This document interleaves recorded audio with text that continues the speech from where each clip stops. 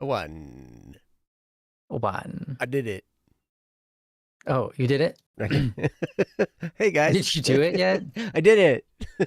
You did it. Welcome. Hi. Yes. Welcome to Don't Worry Wednesday. Because it's Wednesday. Even if it's Thursday. We've done it. Because it is Thursday. For Rye Babe up there, it's Thursday. Down there. He's down under. Up there in time, down. Is time up and down? I've never heard of anyone going up. I mean, time, you hear regardless. time's up. Oh, time's up. That's right. Which means it's over. Mm-hmm. And it goes up in number and down in number. So in reverse.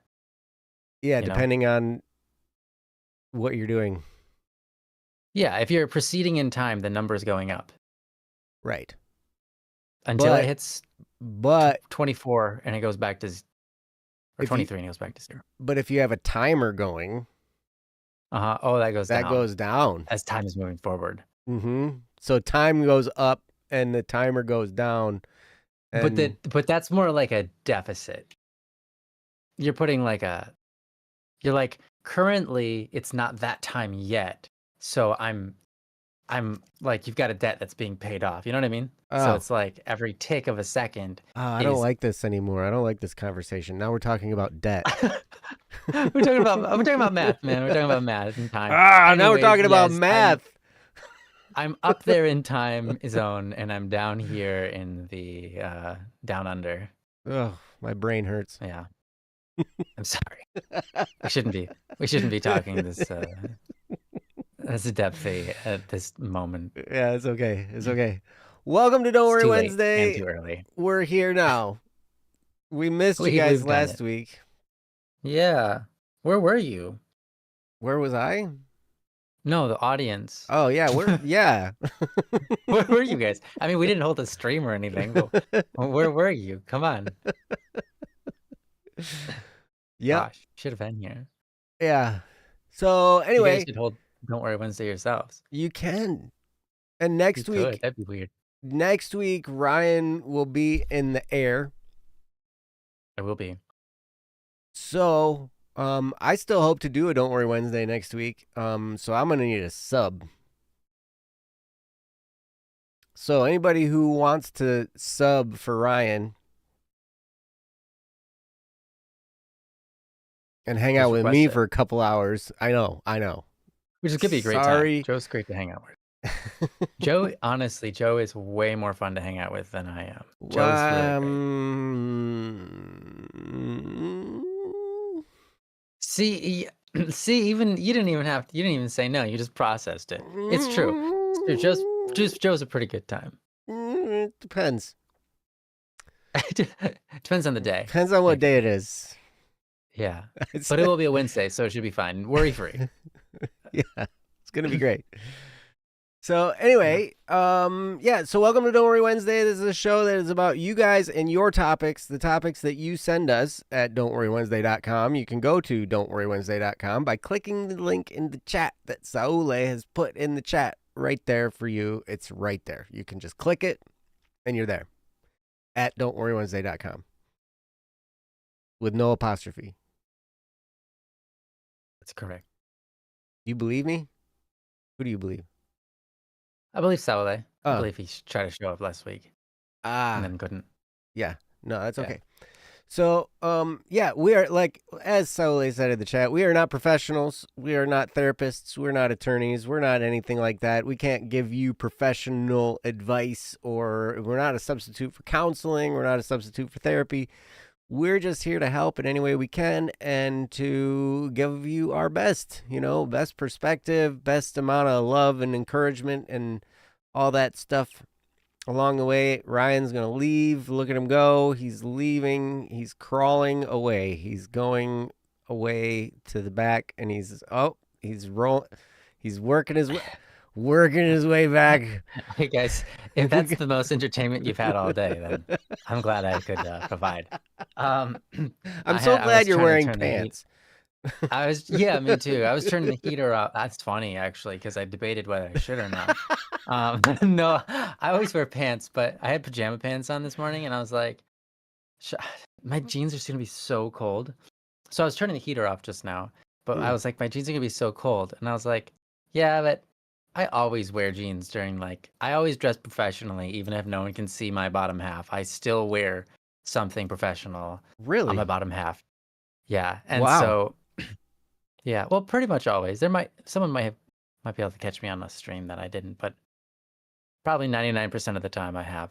And so I debated it this morning, and I was like, no, I'm still gonna be the guy that doesn't do the weird thing where I just walk around in my underwear, but you can't tell because I don't want to be that guy. So What are you waving at? there's so much dust, Oh. and I couldn't. It was so much just dust, and it was distracting. I couldn't see the screen, so I was trying to get it out of the air. It was working. Hey, well, good. Yeah, I've got the sun coming through like this beam, and it goes right there, right? And so, as you can see, and then the beam goes right in front of my face, and so right here, and so that's just the dust is being lit up. I see. Yeah, it's kind of Particles. trippy. It's kind of like an Oh, effect you you can can see put a on a little bit. video. I can see it. Yeah, You can see it. it's Oh my cool. gosh. It's cool. That's not. It looks like particle effects. Yeah. That's actual real dust. That's cool. Look at that. I'm in an ambient, sort of Man, fairy world right now. welcome to the Don't Worry Fairy Wow. Wednesday, Yep. where the Welcome. dust is actually present. Providing ambience. Yes. Yeah. It's great. So awesome. Well, we're glad to be back with you guys. It's great to be here. It's great to be and hanging out with Ryan. It's great to, I missed you, buddy. Yeah, I miss you too. Mm-hmm. You're great. You're great. It's great to be here. It's great. It's With always all the great. awesome It's so people. great. It's great. It's It's all good. It's all great. great. Is that Frosted Flakes or any kind of cornflakes? Frosted Flakes. It's the Tiger. Okay. We're not sponsored Yeah, by it's the Kellogg's Tiger. either. Yeah. Although I guess I would be fine with that. Kellogg's makes good cereal. They I like their do, stuff. but still, it's cereal. Yeah. I mean, it'd be like, I don't know, that would be kind of weird. Welcome to Don't Worry Wednesday, brought to you by Cereal. Speaking of which, You know what? That would make so much more sense for Double Cup of Joe. brought to you by morning. cereal. It is 5 a.m. This show is brought to you by Cereal. Wake up and enjoy a frosty bowl of flakes. Frosty bowl of flakes. Yeah. So Yep. that could work. Saule, you're exactly right. Now we know the fairy world is just really dusty, or has large mold spores floating around. You're absolutely right. And like you would think with my mushrooms back here, you would see spores floating around. Magical spores. Well, we would, but the sun isn't shining through. That's the only problem. Ah, yeah, you're right. Yep.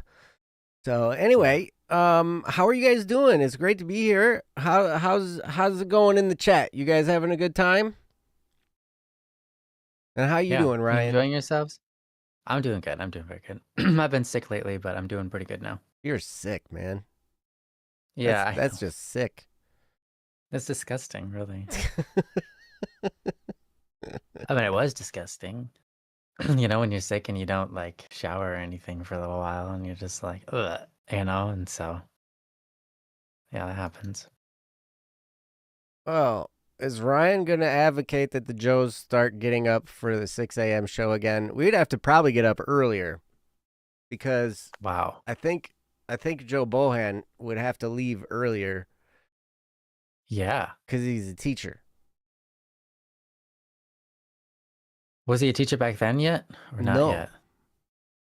Okay. He was still an accountant. Okay. So we would have to get done so he could go to work, and so I could go to work because I was a property inspector, and right. I need to right. Yeah. Yep. So Joe would go back to bed probably after those streams. Probably get up, do them, and go back to bed. Yep. And yes, you're right. He was an accountant. Accountant.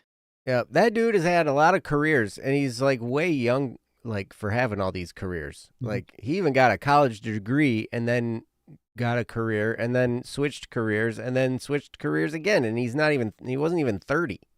He might be 30 now. Yeah. Think so? I don't know, maybe Yeah, he might be. it's possible. I don't Yeah. know, but yeah, it was crazy, and he was. I felt so bad for him because he had to deal with me first thing in the morning, first of all, and I was all like awake, and I drank like 4 cups of coffee already, and I was just like, "Rawr," and he was just like, "Bleh." Like, Yeah. That reminds me of the good old days back when we would all all come to a room together, and you'd wake up and oh Jesse yeah, would not be up. yeah, I was Jesse would such a be laying on the jerk, floor. man. Oh, I was so mean. Yeah, you were mean. But you weren't mean, but you weren't very Just fully like, let's get respectful up, of let's his sleep. go. Yeah. And I'm not even a morning Come on, person. Jesse. Throwing pillows at him and stuff. Oh my gosh. You're like, I'm up. He's like, I'm not. Well, get up. Like, what's the problem? I'm like, you need to be up too. He's like, I'm not faulting you for being up and telling you to go back to bed. Yeah. Let me do me, let you do you, man. Yeah, come on, dude, just Yeah. chill. I'm like, okay, fine. Yeah, that was great. Yep, it was pretty cool. Yeah. But yeah, so all right. Well, you guys look good. So far we see Saule in the chat. Saule, you're awesome. I'm so glad you're here. Sally looks good. Mm-hmm. The rest of y'all lurkers, we love you too.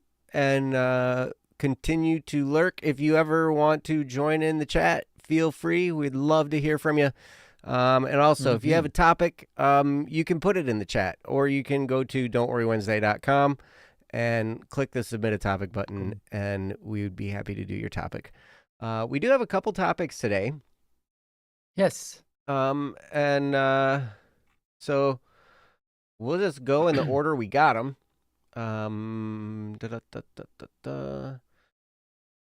So let's see. Our first one is entitled "Sister Going Through Surgery," and so we'll start with that one. I know this can be a tough time if you know someone who's going through surgery or going through surgery yourself or whatever. It can be scary. It can be apprehensive.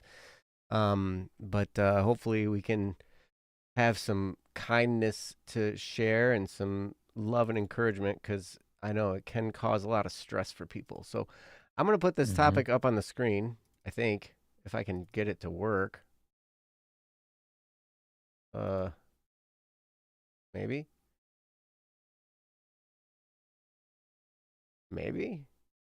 Hold on. Oh, I know what I did wrong. I figured it out, I think.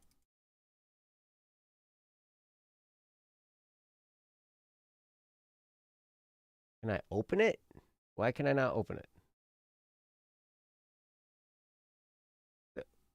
Okay, weird.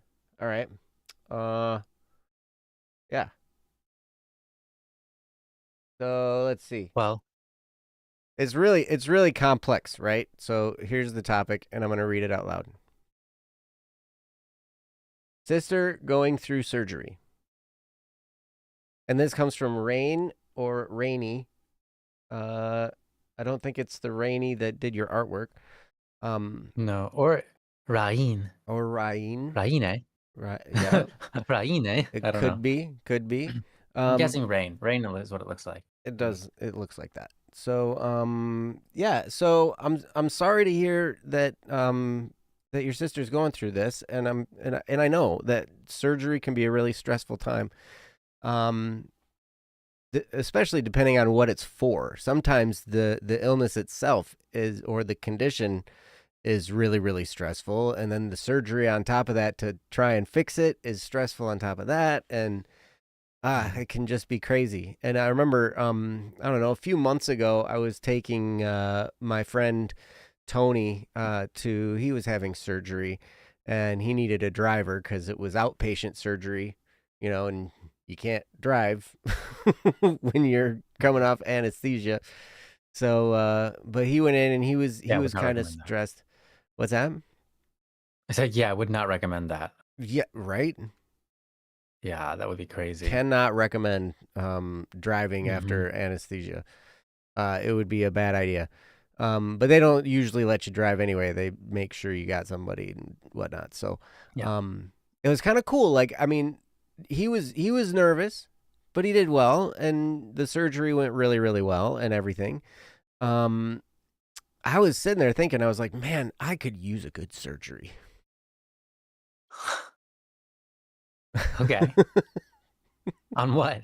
Or just On in anything. general? I don't even care. It's just, the idea of being put to sleep for a while.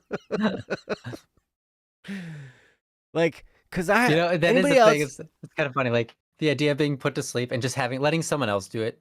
Like let yeah, someone else fix something on you, and then when you wake up, it's all good. I know. That's great. And and then you don't even know what's going on. And it's weird though. You wake up out of anesthesia, and it's like that time is just gone.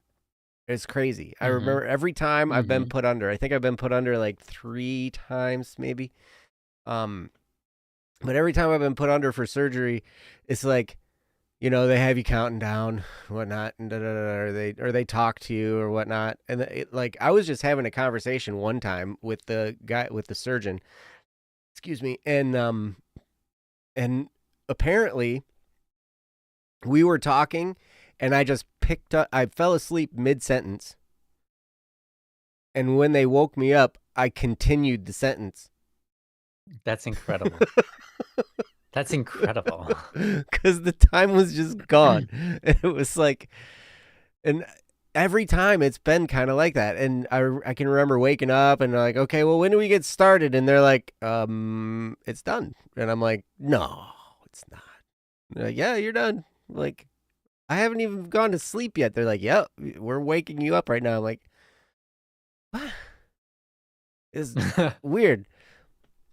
Yeah. But you get a nap, you get something fixed, and, and then they give you some pain medications so you don't have to hurt and whatnot. And I don't know. I like that experience, I guess. Yeah. But Fair enough. it does come with its own challenges. And a lot of times I think when a loved one is going through surgery, I remember when my brother had a really, really big surgery, they had to open him up from like his chest down to his abdomen, right? Like the whole, like all the way down to his waist, right? Like he has this big scar. And I remember that was nerve wracking for all of us, because it was a big Sure. deal. He was going to be out for a while. He was supposed to be in the hospital for a week.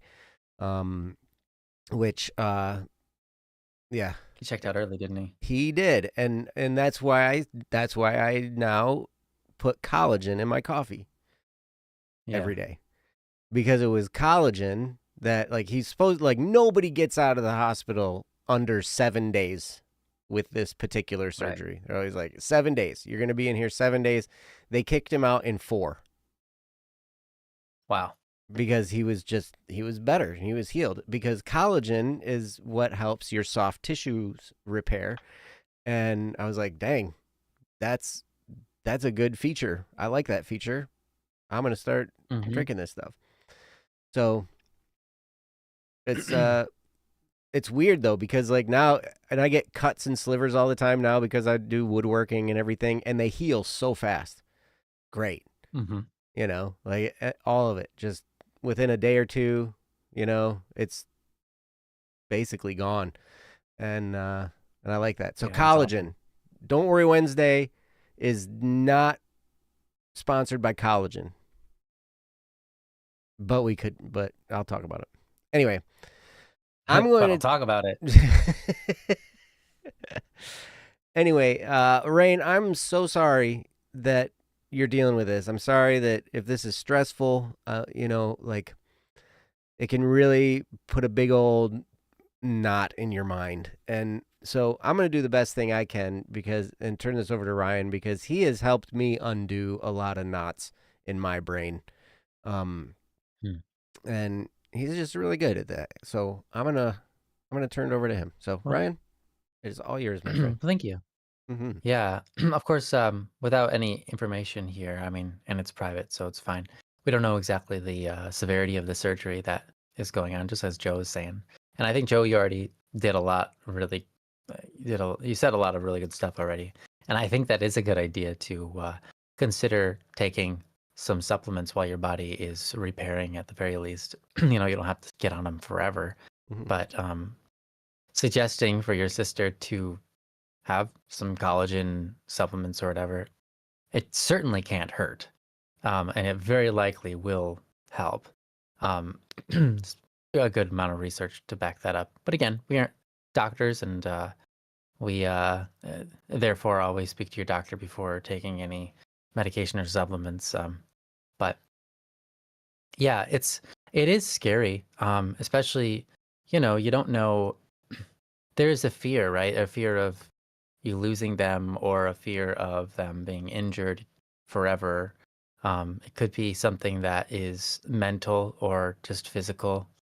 But yeah, and it's understandable, that fear. And I think medicine and surgery specifically has come such a long way in the last, I mean, even the last 10 years, it's come a long way, even though we don't see it because it's not that drastic of a difference compared to like 40 years ago, 50 years ago, and 60 years ago, you know, like we've moved really fast and then seem to have slowed down. But honestly, it continues to improve. And surgery now is actually, you know, better than it ever was. And so that's really reassuring. I'm not very many people go into a surgery and come out of it um, with bad results um, these days, which is really great to hear. And so, even though there are things, you know, it's fair to be scared. I don't think that, you know, the statistics are in your favor, right? Statistics are in our favor to say, okay, Mm-hmm. um, this will be fine, you know. And 99.9% of the time, 99.999% of the time, maybe, who knows, you know, it could be 1 out of 1,000 surgeries that go wrong, or it could be 1 out of 10,000 surgeries that go wrong. And either way, you're like, well, I certainly don't want that one, you know. But generally speaking, most of them go pretty good. Um, and so I think that's really great. I mean, that's really reassuring for me at least. I mean, my wife right now is literally headed to the city to get some surgery, but it's not. Um, it's laser surgery. It's surface stuff. Mm. It's not deep internal stuff. So, So they're um, not putting her out. but It's just like a local. yeah, they're not putting her out or anything. They're just, Okay. yeah, it's just a local thing. Mm-hmm. And I've been in with her a few times into that, and um, you know, the first time it was a little scary because I was like, I don't know how this will go. You know, what are the what are the side effects and so on. And then it turned out totally fine, and now she's gone in for the same kind of surgery a couple times, and it's been all right. Mm-hmm. um, and so it really is like, well, I've gained a lot of confidence in surgery because of the amount of times I've seen now people go in and coming out just fine and coming out all right, coming Mm-hmm. out well. Still worth praying for them, you know, still worth praying for a good surgery, a good recovery, and that the problem that is trying to be addressed is solved, you know. But yeah, even if it's worth praying for, I think it's also good to hear that um, you know, things have been pretty good in that field lately. Mm-hmm. um, but then again, you know, it's a little bit different when you're going for an what do you call that? I don't know, inner body sort of surgery. And my wife has one that we had considered doing, and we decided not to, not because necessarily we're afraid of the surgery, but because of the prerequisite to the surgery requires a bunch of specific hormones, and that basically, I mean, hopefully it's not too much information, but basically force her into like a menopausal state, which is really weird. Ooh. But yeah, and so anyways, the point is we decided not to do it because we're in the middle of so much stuff going on with, you know, moving from Australia to America and all of that. And her current, just like there's just too much. She's got so many conditions going on all at the same time, and we're working through them one at a time, one at a time. And we're doing I think, a decent job. But this one was like, well, starting to take hormones is gonna really just like mess up a lot of other stuff that's already going on, and we like move forward on, and it's gonna cause so many extra symptoms that it will be hard to focus on what other problems are that we are trying to fix. So yeah, we decided that it wouldn't be wise to do that for. I mean, the recommendation was to do it for like, I don't remember. It was like 3, 4, maybe 5 months of hormones. It was a bit much. So we're like, no. And that's basically just to prep the surgery so the surgery goes better. And so we were like, no, we're all right. Well, we considered it and we decided not to do it. There may come a day in the future where she decides to do that, but I'm, it's scary to me because it's like, man, but what if they mess up? What if they like nick something? It's very terrifying because it's like, I love this person, and I don't want anything bad to happen to them. And I certainly don't want I don't want to lose them or, have them even worse state. And so it is terrifying. It is legitimately scary. But at the same time, I also know that it's sort of for the better of the person. And sometimes in order to get out of a bad situation, there's nowhere to go but taking the risk. But it's really the nice thing is that surgery has come such a far way is that it's not that much of a risk anymore. It's more so of just all right, we're going to do it. And it's a procedure. And, it'll take some time and then we'll be done with it. And there you go. It pretty much most of the time it's pretty good. Yeah. No problems, no issues. It's very rare now to have issues.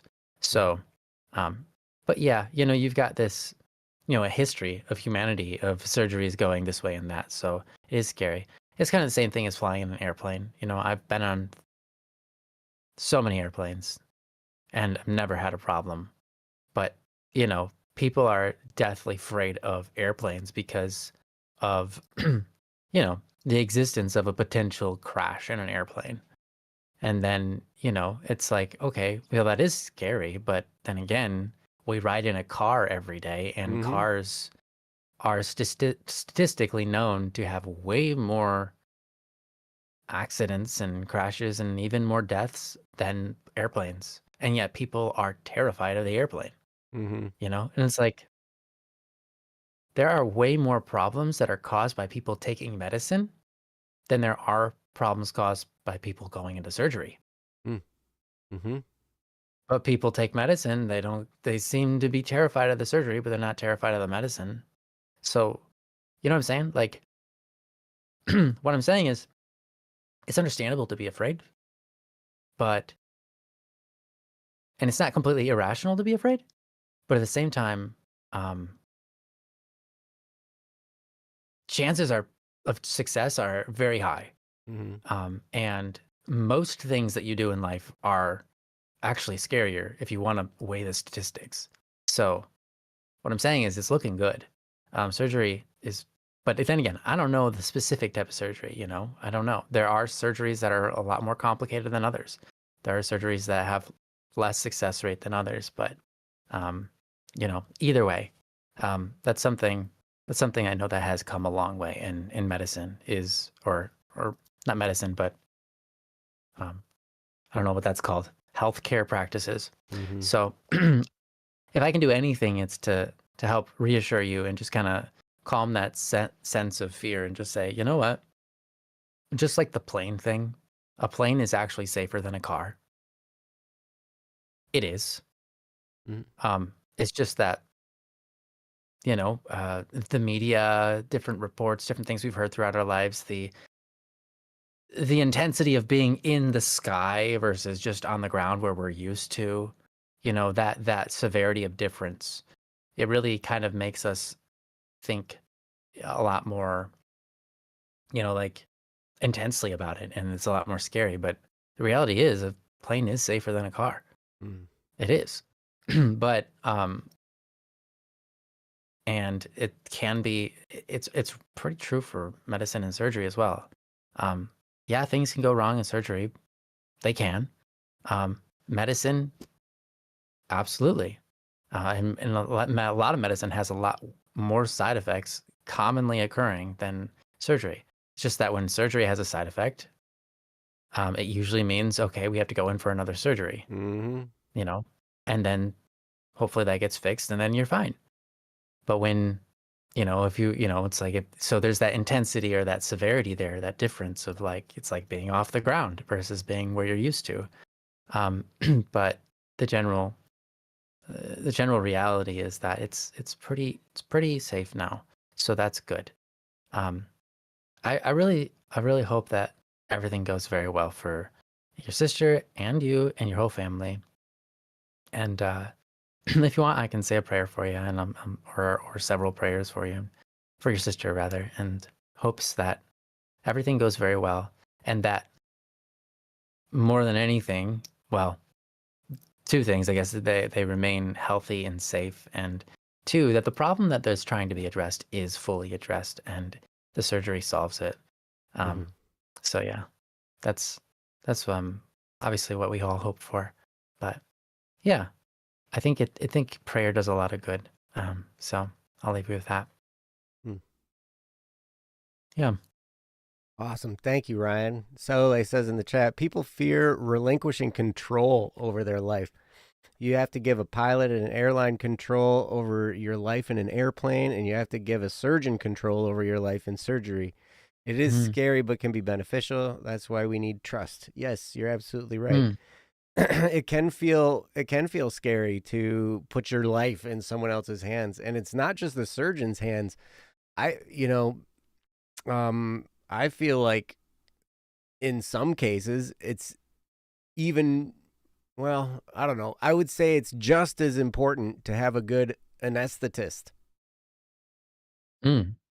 because, or Yes, anesthesiologist, or absolutely. whoever it is, like the person who's Yeah, putting you to absolutely. sleep and waking you back up. And it was funny. I was talking to another dad at my kid's school who's a nurse anesthetist. Um, That's so awesome. yeah, That's a cool field. yeah, and he was like, "Oh yeah, putting people to sleep is easy. The real tricky part is waking them up." like Yeah. like you Yeah. got to make sure, you got to put them under enough, and all that stuff, and then bringing them back, and like, so there's all that involved. Mhm. It takes a yeah, it takes a team, you know. Hey, Lucent, how's it going? Yeah. Hey, Yeah, bit of nice to a see heavy you. topic to walk in on, but yeah, we're doing well, and this topic is a little bit old. I'm curious to know if it went well. The Yeah. topic came in a couple, like, it must have been not long after our last episode 2 weeks ago, so it Yeah. may have already happened by now, but it's Yeah. still. Apologies if we're late. Yeah, I didn't even think about that. Mm-hmm. But it can be, like, it's, hey, just like Ryan said, there's really, with the advancements we've made in medical technology and the skill level of the surgeons out there, which I'm so thankful for. Mm-hmm. I know a handful of surgeons as well, that also, dads from my kids' school. Um, Actually, the dad of one of my son's basketball teammates is a surgeon, and just a really cool guy, really smart guy. Really, you can tell he's good at what he does. Because I mean, you talk to somebody, you get to know him a little bit, you can just tell, you Yeah. know, Mm-hmm. that they're good at what they do. He's not a slouch. He knows what he's doing, and it's great. Like, I would totally trust this guy to open up my heart, because that's what he does, heart surgery. and Wow. like that. I'm like, man, I got a lot of respect for those guys. And then, the whole team of people in there that are helping with stuff and, like everything. Um, we've come so far in this with all this stuff, and it'll be. I imagine things will just get better and better as technology improves and as techniques improve and all that kind of stuff. Um, yeah, but I don't know.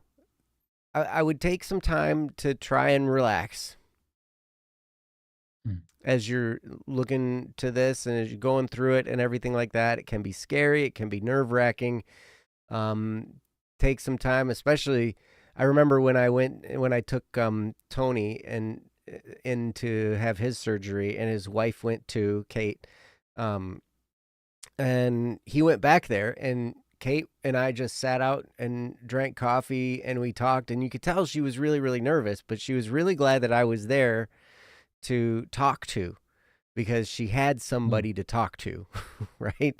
Like just Mm-hmm. somebody there that could kind of take her mind off it so she wasn't just sitting there thinking, what's going on back there? How's everything going? Da da da da da, Yeah, you right. know?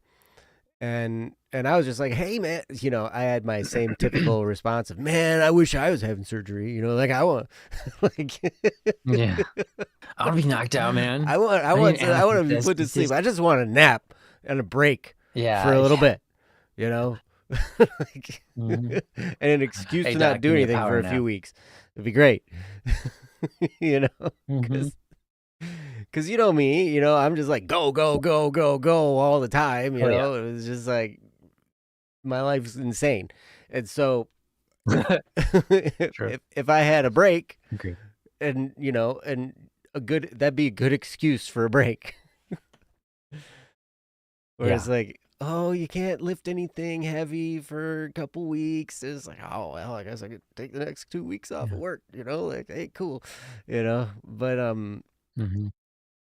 yeah, I would imagine things are gonna be just fine, and I hope they are. I really, really do. Like Ryan said, there are rare chances that things might go a little bit wrong, or I mean, you're opening up somebody's body and rooting around in there with sharp objects and stuff, and so like there's all kinds of things that are possible.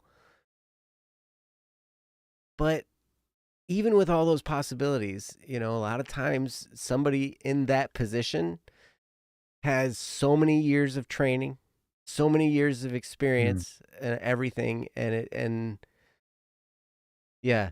So I was talking to my son's teammate's dad, who's a heart surgeon, and we were talking a little bit about his field, and he was talking about AI, kind of, like they're making advancements in AI and in robotics and stuff like that. So like Hmm.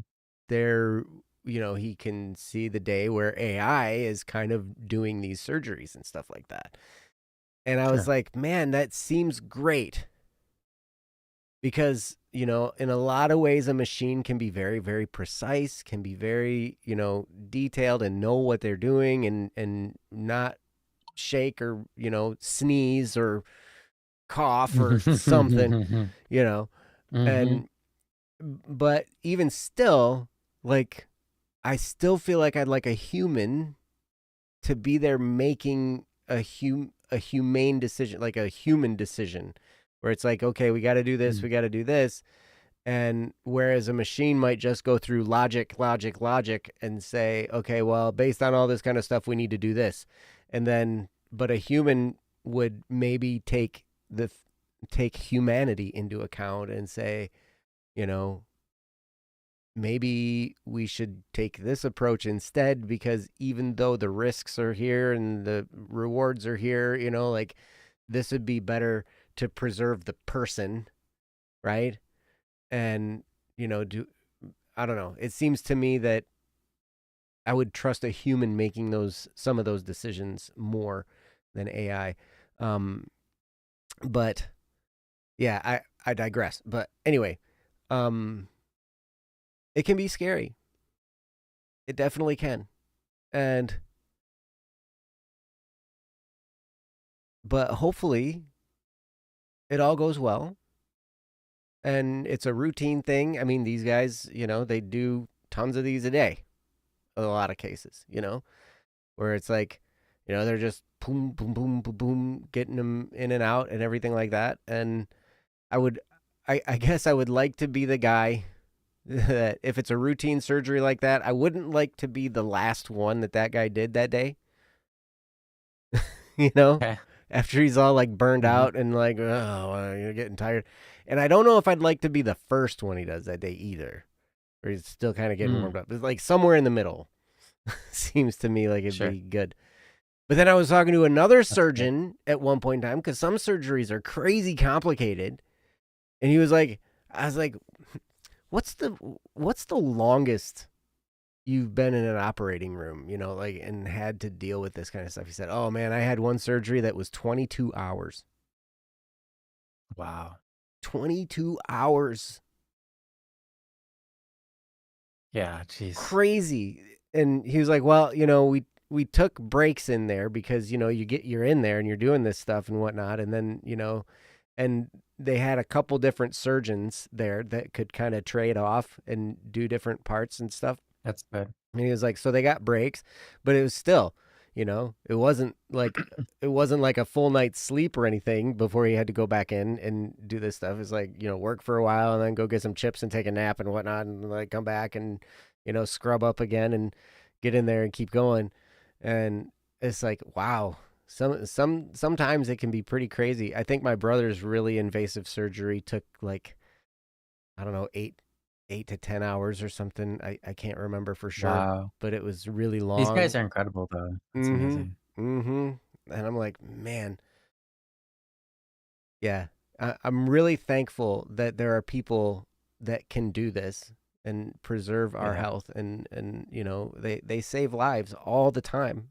And they help people with conditions all the time. They bought my brother, you know, many more years of life with this surgery. Yeah. And yeah, and Wow. it's just great. So hopefully, Rain, your sister's doing well, and hopefully it went well. If it has already passed, and or if it hasn't, hopefully it goes very well. But at the Hmm. same time, I just want to help you to not be afraid and go back and listen to what Ryan said because there's a lot of truth there where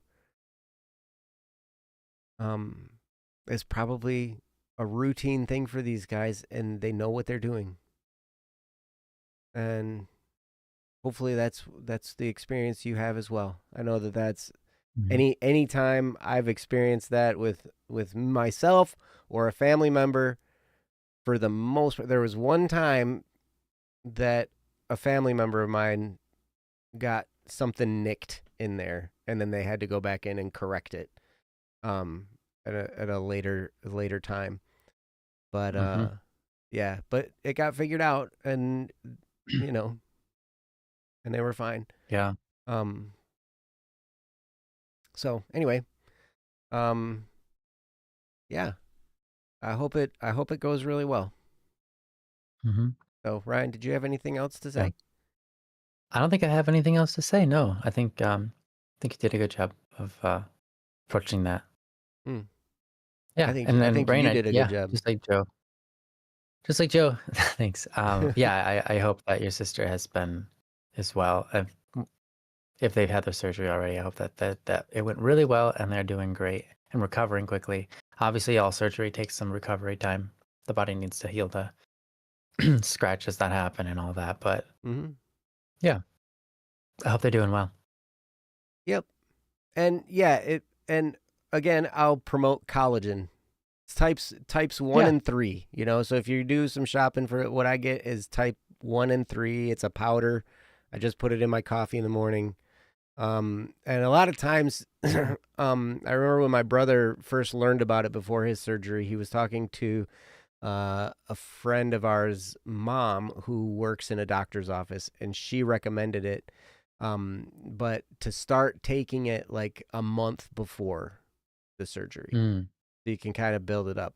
I see. The one thing about the human body is it produces collagen up until you're about 30. And then your body stops producing collagen, and so then you have to supplement it if you want it. But it just heals soft tissues. It helps you just boost your soft tissue repair time and ability, and so it kind of helps you to not age as quickly. And it helps you when you get hurt to repair, or when you have a surgery to, your body can, repair everything that happened, a lot faster and a lot more effectively. So it'd be good. I generally recommend anybody that's over the age of 30 to take collagen, just because you never know what's going to happen. You never know when you might get hurt. You never know when you might run into something. And, just to help yourself heal faster, get back on track faster and better. So, that's my plug for the day, I guess. Too bit. Yeah. Yep. I used to take it, but I haven't taken it in a while. Well, whose fault is that? Australia. Somebody else's. That's right. Can't be my fault. It can't be. I'm not in control of this. I'm not in control of all of this stuff. It comes in my mouth, it comes out. Jeez. Whoa, wait a minute. I will say, though, if you decide to take collagen, only do the recommended daily amount. Otherwise, it's a waste, because your body can only absorb so much, right? And I remember when I took it, I was like, well, if it says to take this much, I'm going to take twice as much, or I'm going to every cup of coffee I drink, and I drink a lot of coffee, where it's like, I'm going to put collagen in there. And then I started getting kidney stones. Oh, well, that's, yeah. Wow. I want to add on to that. We've been told that for vitamins and things like that, if you take more than what your body can use, it just dumps it out. And actually, with certain things, and especially things like iron, when you take too much, your body doesn't just dump the excess. It reads it and says, whoa, we've got way too much of this, dump it all. And so even though you're taking extra, you're actually removing the ones you already have in your body as well. So if you've got like iron already built up, and you start taking a lot of iron, it'll take the iron you already have built up and flush it as well, because it's like we have excess, and it just starts dumping all of it, and you end up with less than healthy. So there are certain things like that, like iron, where you can overdo it. Your body doesn't just dump the excess; it starts removing it entirely from your body. So you do have to be careful with that. You're right. Take the recommended amount. Yep. Yeah, because then once I stopped and just went back to the recommended daily, I haven't had any kidney stones since. So I was pretty sure that was the culprit. It makes sense. Sure. But yeah. Anyway, and those are really fun to deal with. Oh, certainly. I'm sure. Yeah. Luckily, I've never gotten one, but it doesn't sound great at all. No, they're not very fun. Well, they're not very fun, but you're right. And gal, do you take iron, Ryan? Do you take an iron supplement?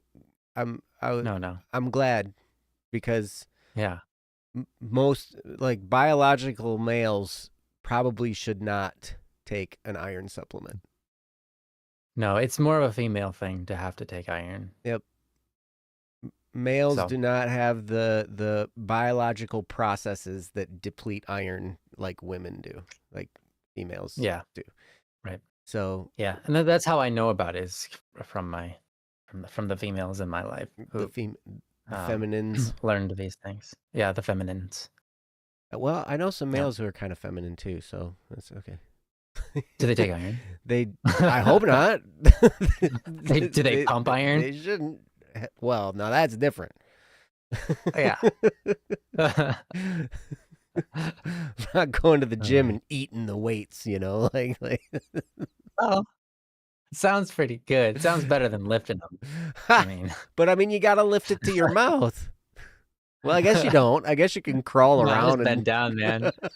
Just crawl around like a dog and eat them. I take the simple route in life. no, you don't, because you cook your food. Yeah, no, yeah, I do. I do. I like that. I like flavor. I like it to taste good. Yes. Hmm. Yes. So, Rain, thank you so much for the topic. Hopefully, some of what we Hmm. said has been good for you to hear. Hopefully, we've been encouraging, and um, yeah, in those situations, I think another thing that is tough in surgery is you kind of feel a little bit helpless.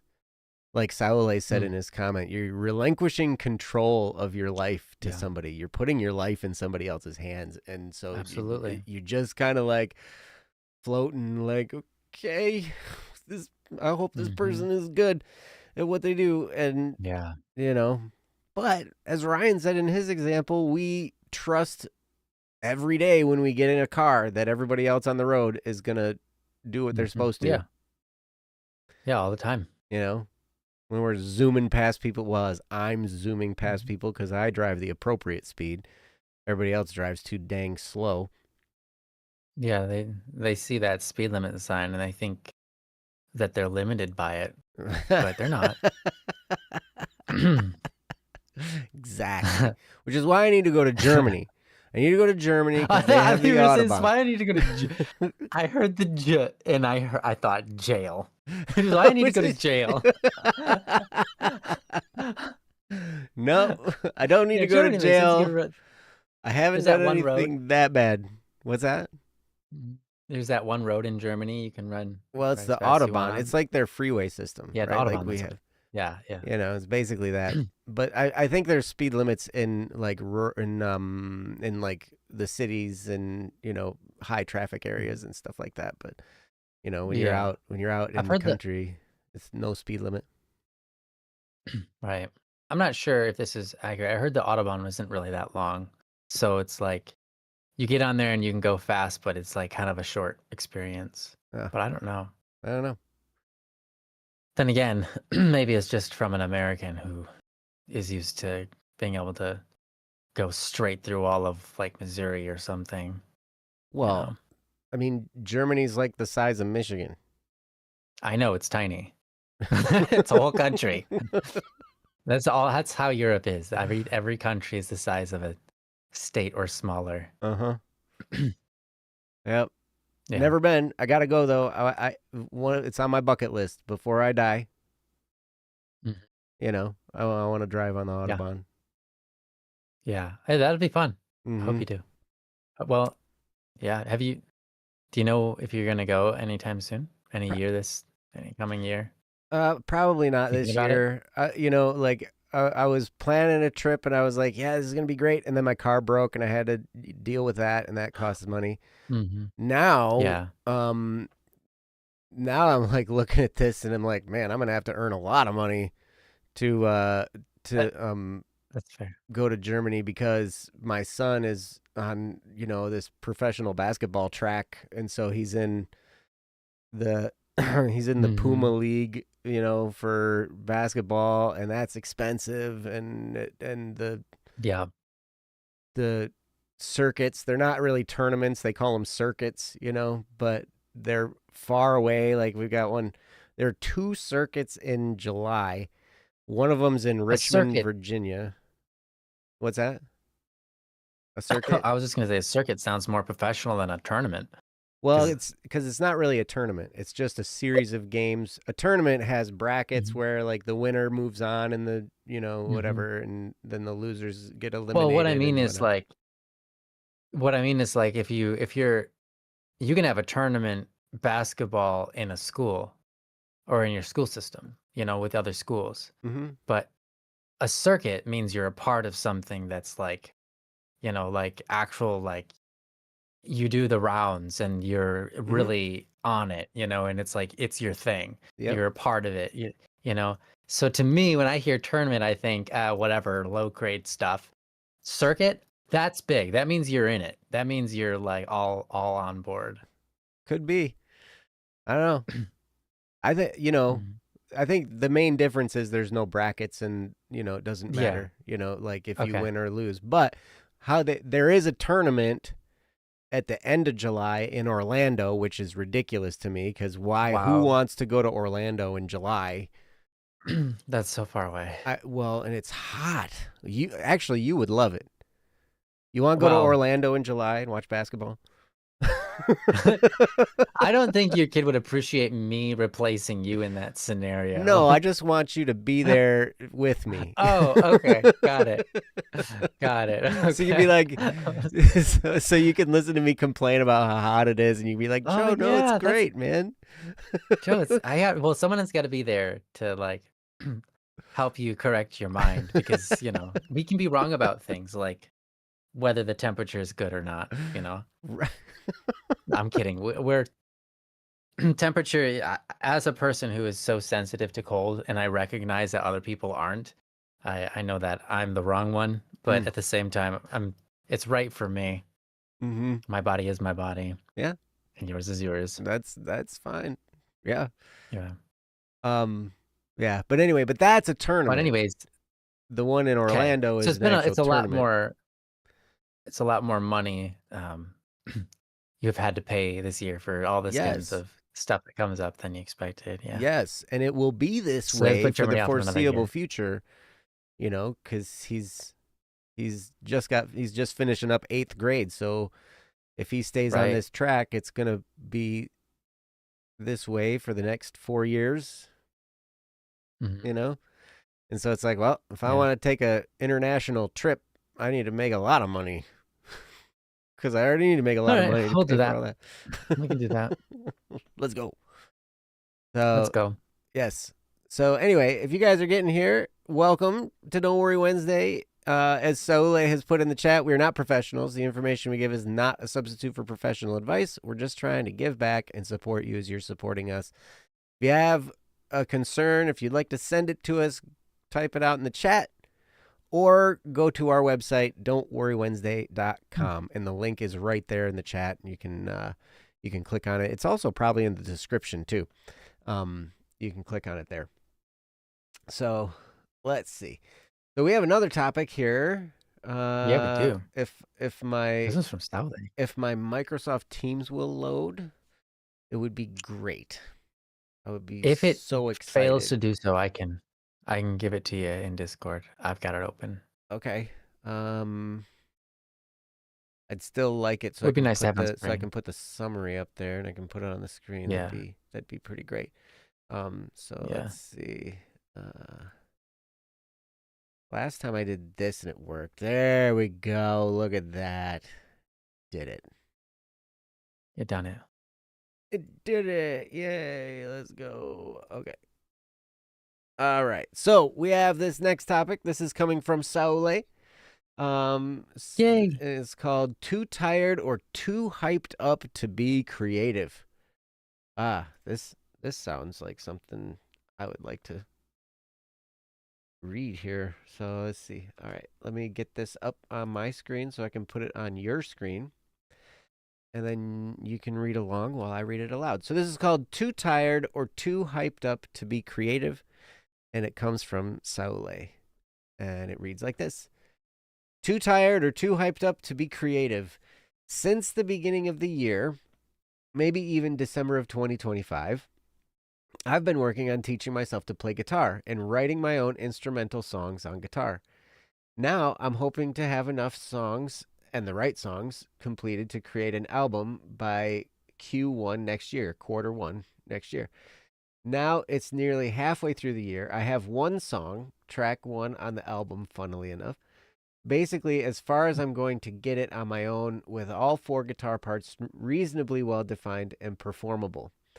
I have 2 more with well defined parts, but I'm still working on the structure to fit those parts together. That's about 1 step behind because all of the parts in those 2 songs are also performable. Another is at the point where I have the two main parts written, but I can't perform the rhythm guitar bed well enough to move to the next steps with it. I need a lot of practice on that. Excuse me. And the other 6 songs are all recorded concepts, but they have no structure and not all parts are defined. I have a lot of work still to do. So I've been working on that, practicing nearly every day. I got a new guitar at the beginning of April or the end of March timeframe, and I've already worn off the coating on the D string. The A string is not far behind. I've been playing a lot. Skills and consistency are going up. I've got that part under control. What's not under control is my ability to sit down with one of the 10 songs on the album I'm working on and actually make progress. It's like I'm hitting a creative barrier that I have not figured out how to work around yet. Here's what's going on, I'll say, I need to work on my album today. Wait, okay, here's what's going on. I'll say, I need to work on my album today. So I pick a song to work on. I sit down at my desk with my guitar, pull up Audacity, pull up the song that I want to work on, listen to it to get it back in my head properly, and then flunk on the part where I have to do something with it. I had been fine with this earlier. That's why I have 3 songs nearly complete. The 4th was kind of a fluke that it went as well as it did. But now I'm either too exhausted from work to actually have the brain power to come up with anything good, or too excited to sit still and do what I set out to do. Usually, I'll come up with a new, unrelated song when I'm in that too excited state. Too tired, I can deal with that by doing it another day, when I have had better sleep. I can still practice when I'm tired, just not record or restructure. But when I'm not too tired, I get worked up and excited and just do nothing. With engineering projects, I can typically put on some background music and push through. Getting stuff done centers me and damps the overexcitement in a good way. But I can't listen to music while I'm trying to write music. Face on desk. Mm-hmm. Can you provide me any suggestions for this? Side question, how much time is typically needed with each song when you're working with an artist to produce their music? Is my time frame achievable? From Saule. So, wow, Saule. This is a predicament, and I'm sorry. I mean, I think anybody who's worked in the creative arts has hit, stuff like this. So you're not alone. This is a pretty common thing to have happen, and I'm glad that when I just kind of had to chuckle a little bit when you said when you're in that excited phase, you generally tend to come up with more songs, and that's absolutely true. When you're just playing around and doing stuff, whatever, like all of a sudden a new song idea comes in and you're just like, yeah, let's go. And then you start working on that and you kind of just set aside all the other stuff because you're excited about this new one, right? Yeah, what you're dealing with is very common, and it's okay that you're dealing with it. I know it can be frustrating. I know it can feel like a real pain in the neck, but it's okay. And yeah, so before I get too far into what I'm going to talk about, I'm going to turn this over to Ryan and let him talk about this. I've watched Ryan go through, the creative ups and downs and everything as he's written songs for his albums, and he's had to deal with me asking him when things are going to be done, and that makes him really mad. He gets so mad, like his eyebrow goes up a little bit, and like that. Well, he's just a little bit. It's more like this. Yeah, that's that's the angry. Yeah, Ryan. there's a big difference for me. Yeah. So anyway, about a centimeter. That's all. That's how you know. That's yep. Then you're just across the line. Yeah. Oh gosh. But yep. So have at it, Ryan. Yeah. Well, I have to apologize up front. I want to give you my all on this answer, but I feel like my brain might not be fully there for it. I'm currently a little bit sick and recovering, so I got a little bit of brain fog, but I'm gonna give it my best anyways. You've said a lot of things. I really like the comment about not being able to listen to music while writing music. It's so funny to me Because I I mean, I've talked to so many visual artists, and they're like listening to music, watching an anime, like Mm-hmm. whatever while drawing, and I'm like, I can't do that. And they're like, why not? And I'm like, I don't think I could concentrate on like watching something and writing music at the same time. And two, I can't like the two audios are mixing with each other. It's like it's not helpful. Like I Uh-huh.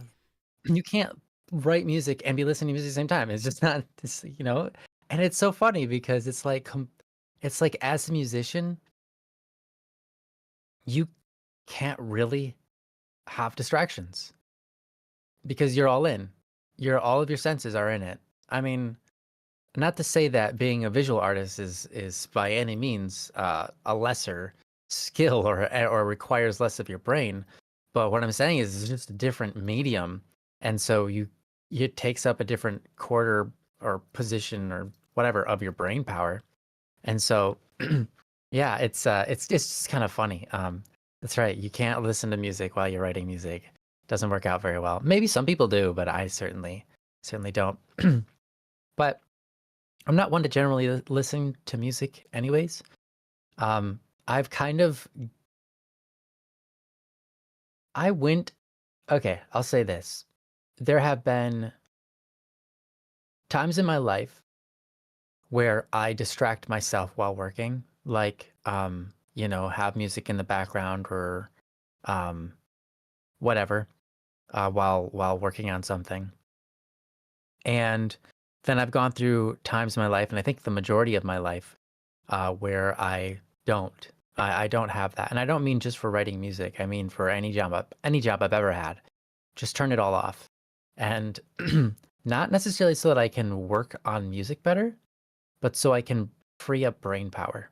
Hmm. Um, the work is going to take the same amount of brain power either way, but I'm not also adding the music on top to overload it. What this does for me at the very least, and this goes for this is true for even things like, let's say I'm like coding at my computer and I have to compile something. I press a button and I have to wait like 5 minutes or 2 minutes or whatever it is, right? If I go and I start watching a video in that 2 minute or 5 minute time, even if I get back to work immediately afterwards, I have taken up a part of my brain. I've filled it with something. Okay. During that time where I was not, or where I was just waiting for the program to run, waiting for something to happen, right? Um, and I mean, if anybody here grew up with dial-up or something or DSL, they know that experience where you kind of you start something and then you just have to walk away and then come back to it later, Right. once it's fully loaded. But as a kid, I had this principle in me that was don't walk away. Just sit there. Be patient. It'll come.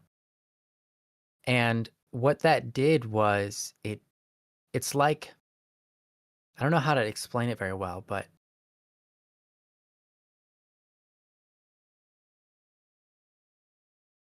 it's like if I am listening to music, and I'm not saying this is emphatically 100% true, but if I'm listening to music or something while working, or if I go wait for something to load up and I go do something else and then I come back to it, I've put that thought or experience into my brain, and that eats up a part of my brain power for the whole rest of the day or month or week or whatever it is, right?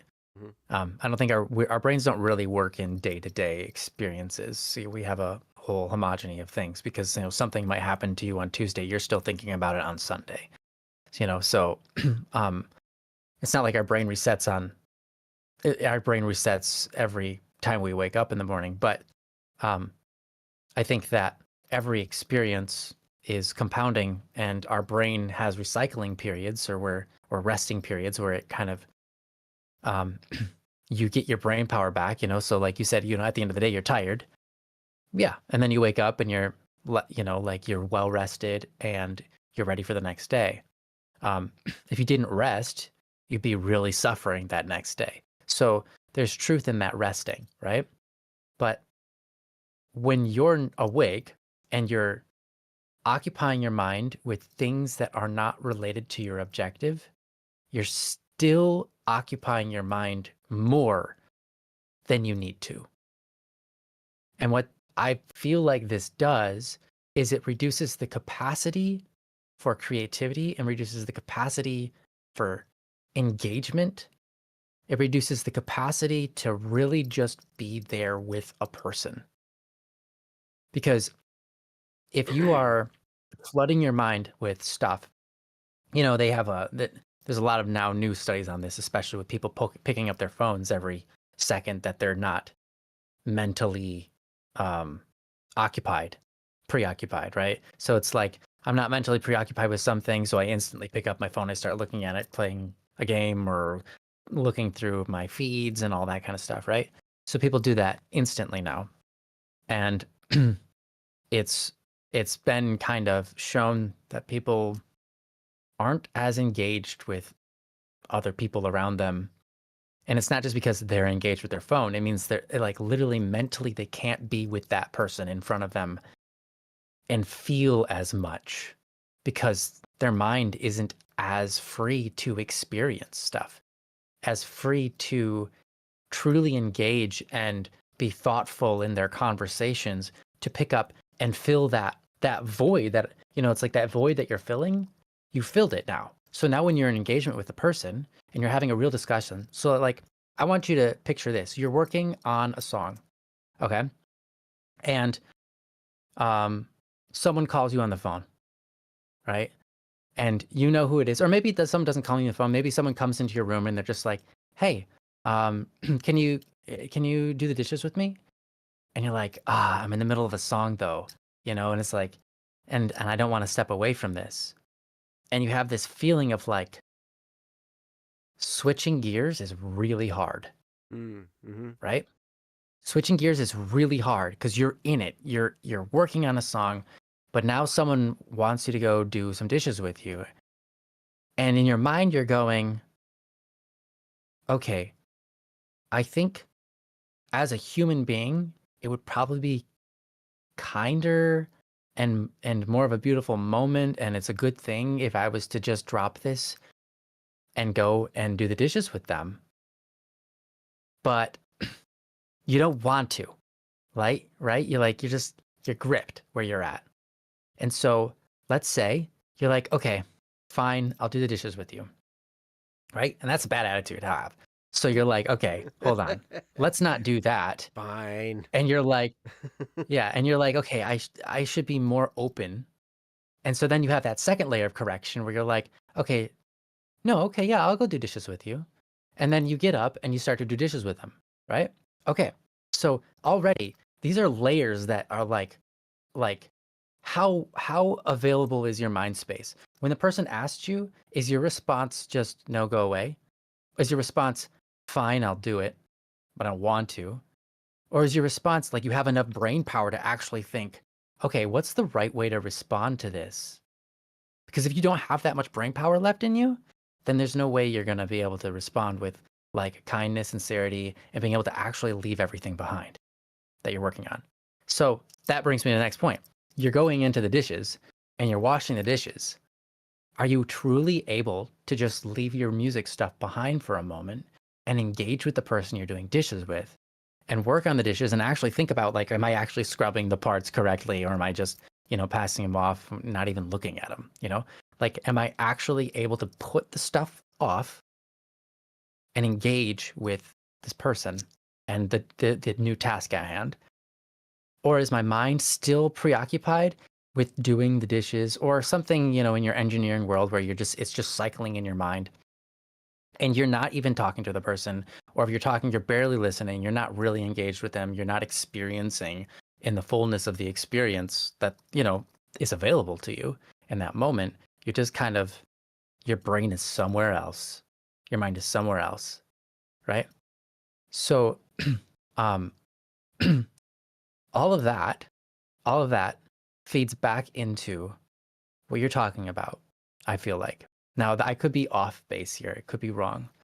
But if you're sitting at your computer and you're talking about like, it's the end of the day, your mind is filled with all this stuff because you're tired and you've exhausted it. Question, what could you have done to not exhaust it as much?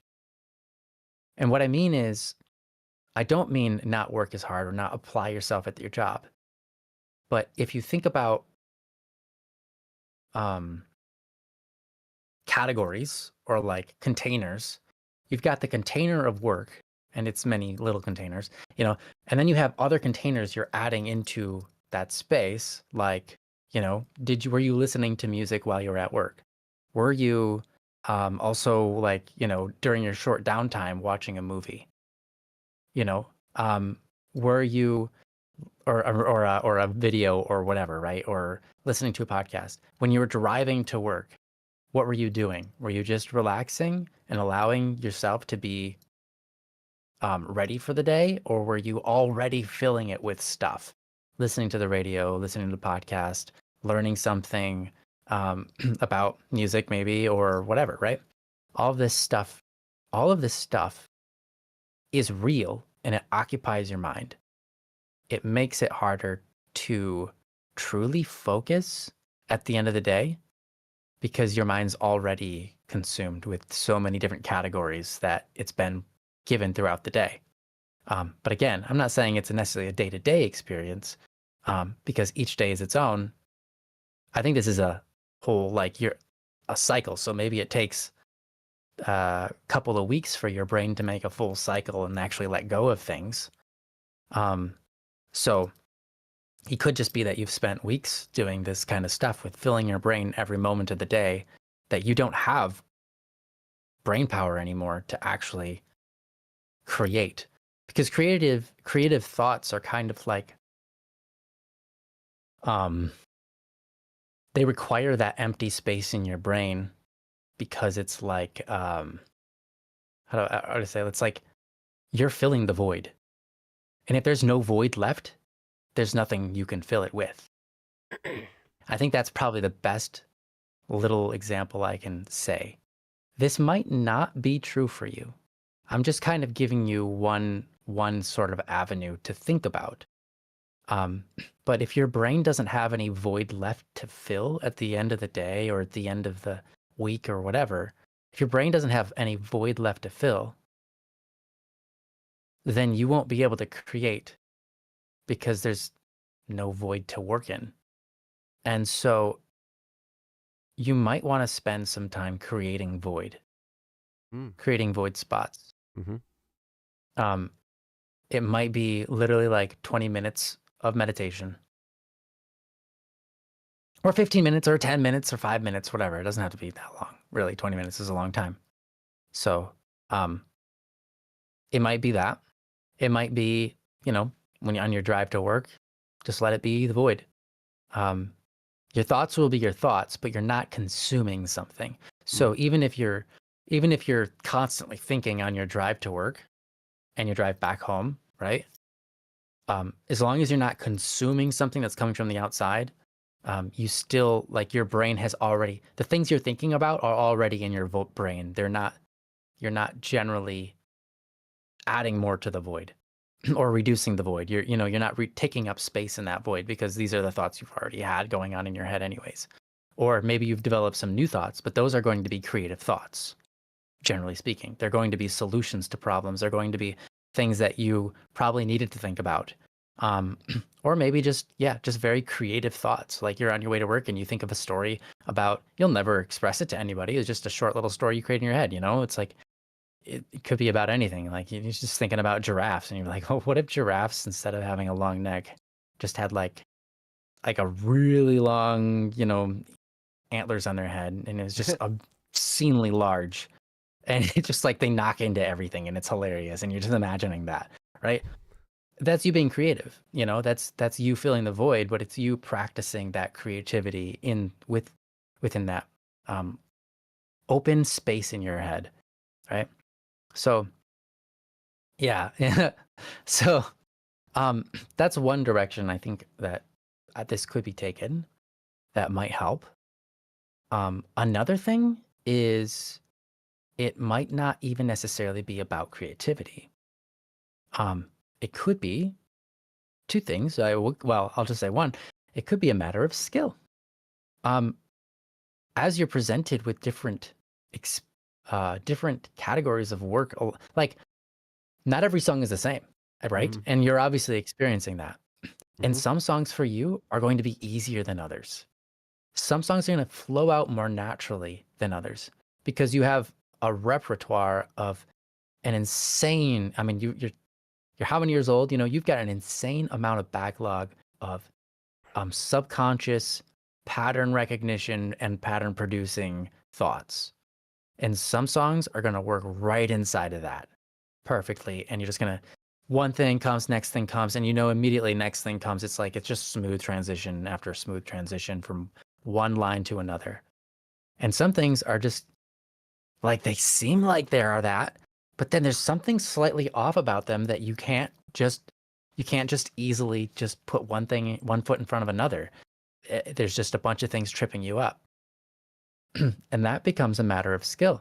And that's just spending time in the world of producing, in the world of creating, in the world of writing, you know? And if you spend more time there, you'll gain more competence and some things will become faster. But the reality is, no matter how good you are at writing music, there will be times where one song will randomly just take you like a month or 2 months. And another song might only take you a week. And that happens to people who are very, very well, like, you know, there are people who are in the industry putting out songs for others, like especially people who write songs for pop artists. They're writing a lot of songs constantly. And they're just putting them out and putting them out and putting them out. They're like, that's their thing. And they write, you know, like 50 songs a year or more. And that's a lot. But some songs will give them a run for their money and they'll spend like a month on it. And then other songs will just be like, that was 2 days, you know, 2-day song. And it's beautiful. It's perfect. You know, another song is like another month, you know? And so even if you're skilled, certain songs take more time than others. And it doesn't mean that they're going to turn out more beautiful. It's just that certain things take longer than other things. And part of that is just the way that our brain works and is putting things together. And, you know, you just can't come up with the next line and your brain doesn't know what to do with it. Because you do come up with something and you hate it. And you're like, nope, I didn't like that. I'm going to try something else. You come up with another thing. And you're like, no, that just sounds exactly like this other song I heard once and I don't want that. You know, and then you come up with another thing and you're like, it's just like over and over and over. And so it's kind of the experience. It's kind of, it comes with the territory. There we go. It's just part of the territory is that some things are going to come out cleaner and easier than others. And some things are going to be a lot of work for the same amount of reward. And that's just the reality of things. And that's the reality of life. Some things, and any job you ever do, some things will be really quick and be great. And some jobs will take you forever for no good reason. And the reward will be the same. Right? And so that's kind of just how life goes. And that's just sometimes how this creation process goes. And so if that's anything, what I mean to say by all of that is, don't doubt yourself just because it's difficult. That's just the territory, you know? So I've given you two kind of potential things to think about. I don't know which apply. I see you've kind of made some messages as well in the chat. And hello, nice to see you, Riley. Oh, once again, you're hi Wix. Yeah, that's Wix, you're on the right? other account. Yep, Wix. But yeah, I think of course, there's more to talk on this subject. One thing that I feel like I'd need to ask you, and maybe it's like we'd have to be on a call or something, be interesting for you to join Don't Worry Wednesday and we have a chat with you live. But what's your process look like? Because again, it could be an issue of skill. So I guess there was 3 things I covered. There's the potential you don't have enough open space in your mind to create in. There's no more room. Second thing is it could be a issue of it just comes with the territory, and you need to just keep working it, and it happens to all of us. Or 3, it's a skill issue. Maybe you haven't encountered, or maybe it's a procedure thing. Your particular way of working will encounter certain issues. My particular way of working encounters certain issues, and sometimes we need to encounter it a different way than we are naturally prone to. Sometimes I have to take a step back and stop working like I work and work like somebody else works, because it actually works better than the way I work for this particular issue I'm having with my music or whatever, right? So I have to be sort of humble enough to go like, okay, maybe my process isn't fit for this kind of scenario, and I need to adapt and come up with a different process for this particular thing that I can go to whenever I'm in this route again, when I'm ever in this rut. And there have been many things where I've done that too. And there are many times where I'm writing a song and I've literally it's been 2 weeks and I haven't been able to do anything. I've opened it up 100 times and I've sat there for hours and hours. I've walked away from my computer thinking about it in my bed, and I just I literally can't come up with the next part. And then I'll be like, you know what? I'm doing this wrong. Let's just finish the song. And I sit down, something in my brain clicks. It's totally different. And I'm just like, boop, boop, boop, boop, boop, boop. There, I'm done. And I listen to it. I'm like, see, that's good. What the heck was I on about? That was it. Just need to do that. And I'm like, I don't even know what that was. But I knew when I was going into it that I was being different about it. And I'm like, my brain was processing things different in different orders. And I was just like, if I just stop trying to fix this part and just say, let's just finish the song. Let's actually just today, we're going to finish it. And I'm going to aim towards the end. I'm going to stop looking at this part. And I'm going to look at the finish line. And I'm just going to start walking. It's like what they teach you about, sports and everything. You look to the end point rather than the thing you're focusing on. You look at the end point and you just start walking there. And then those things will kind of just fall into place. And that's true. Though in terms of music and production and writing a song, there are many times you can't be looking at the end line because you don't even know what that is. Because you don't have a song fully written enough yet to do that, but you got to look at the different individual parts. In music, you got to play a snippet over and over and over on loop, and just there's something wrong with it, but what is it? And you pick up with your ears on the different little nuances and you fix it, right? And you do need to spend that time. So you can't always be looking at the finish line. But there are times where the answer is to stop paying attention to that little thing that you can't solve right now, and you're fed up that you can't solve it, and it's like, I should be able to solve this.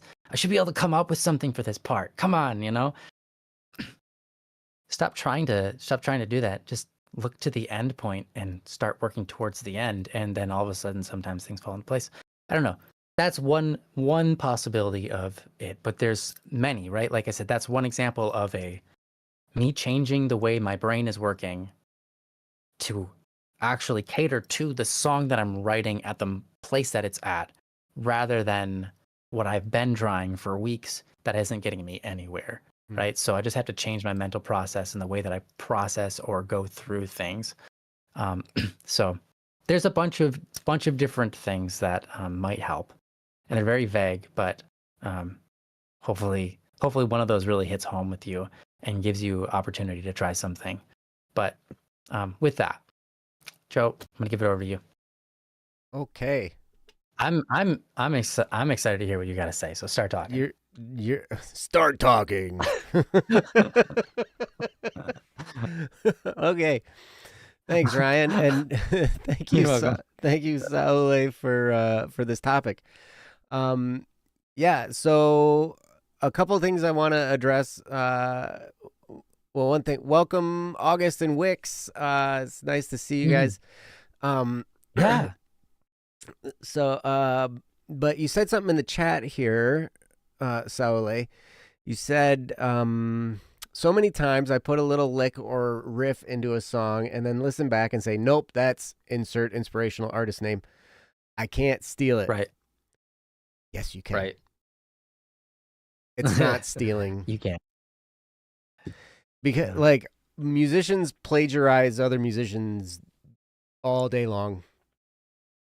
Yeah. And I appreciate your I appreciate you, respecting them enough to say I don't want to steal their stuff. I don't want to blah blah blah blah. But don't worry about it because you know when you I mean I guess it depends. If you're worried about copyright stuff, the only things that are copyrightable in a song are the lyrics and the main melody line. So if it's something other than either of those, and you said in here that these are instrumental songs, so the lyrics part, that's off the table. But if it's the main melody, it has to be like an exact copy of that melody with the rhythm and the everything. Like everything has to be an exact copy. Otherwise, it's not really stealing. But like seriously, like there's so many of my songs where I'm just like, I can point to where I had heard it before, and I had just kind of taken that little bit of an idea, developed it a little bit different direction, and changed it just a little bit, and then it's there, right? And then it's fine. So if you're concerned about that kind of stuff, don't worry about it. It's okay. Um, Musicians have been doing that for ever. Since the dawn of music, right? Well, it's So, required. We're building on each other, mm-hmm, right? And so that's the essence, that's the nature of building anything. Like it's sure, like I want to make a building that's so like try to architecturally build a building that's not like other buildings. It's mm-hmm, like anything you come up with is probably going to crumble to the ground because there's a reason why we do things the way we do, right. you know? Well, And it and can when be beautiful art the way you've architecturally designed your building and still take many references from other people. Yeah. mm-hmm. Well, if you look at a chromatic scale, there's only 12 notes. Right. You know, there's only 12, and there's a great video. It's old now, but the Axis of Awesome did this Mm-hmm. video about 4-chord song. I sing that And song all the time. this same 4-chord progression has been used in like so many hit songs. They use the same chord progression, and then they just have a different melody over it, whatever, right? And so it's like you can't copyright the chord progression.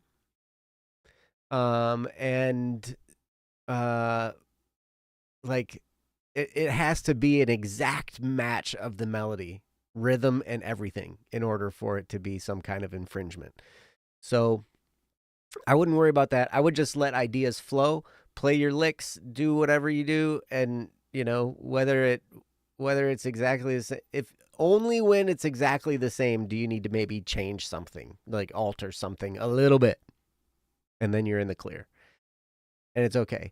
So I just want to help you. I understand that you don't want to plagiarize somebody, and I understand that you don't want to copy somebody, and that's not what we're talking about here.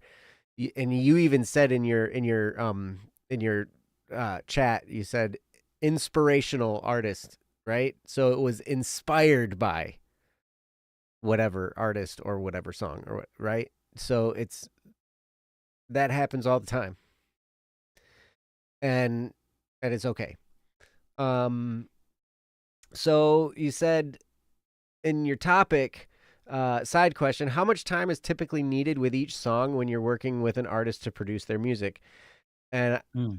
and I would say like what Ryan was talking about. Some of them take a week, some of them take months, some of them take years, so whatever. It depends on the Mhm. artist, and it depends on the song. It depends on it varies so Mhm. greatly. Like there is no quote unquote typical length of time to Yeah, finish yours is something. true. What? I have songs that are on YouTube that took years Mm-hmm. because, yeah, for various reasons. So, Yep. And then, and you might drive yourself a little bit crazy in thinking about, like, you're sitting down and you're doing all these takes and you're recording and, like, oh, that's not right, and so you do it again and it's not right and you do it again and that's not right and you do it again and that's not right. I'll tell you, it's really good if you can not, unless there's a really, really big, nasty problem in something, I will almost never delete a take until I'm done with the song and I have chosen which takes, right? And I got this lesson in that in like 2011, I think, where you can listen to the song Grow by A Single Duel. I wrote that song in 2011. Didn't release it until what, 2020 or something like that. mm-hmm. So Yeah.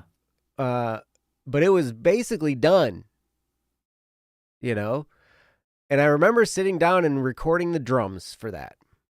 And this sticks out in my mind so many times, and it just reminds me of how neurotic I can be sometimes and how crazy like I can make myself.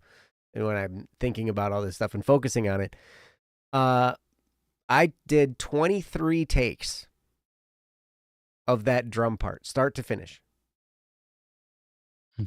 And the one that you're listening to on that song is take 1. Yeah. It's the That's first great. one. Because I was not happy with the first one.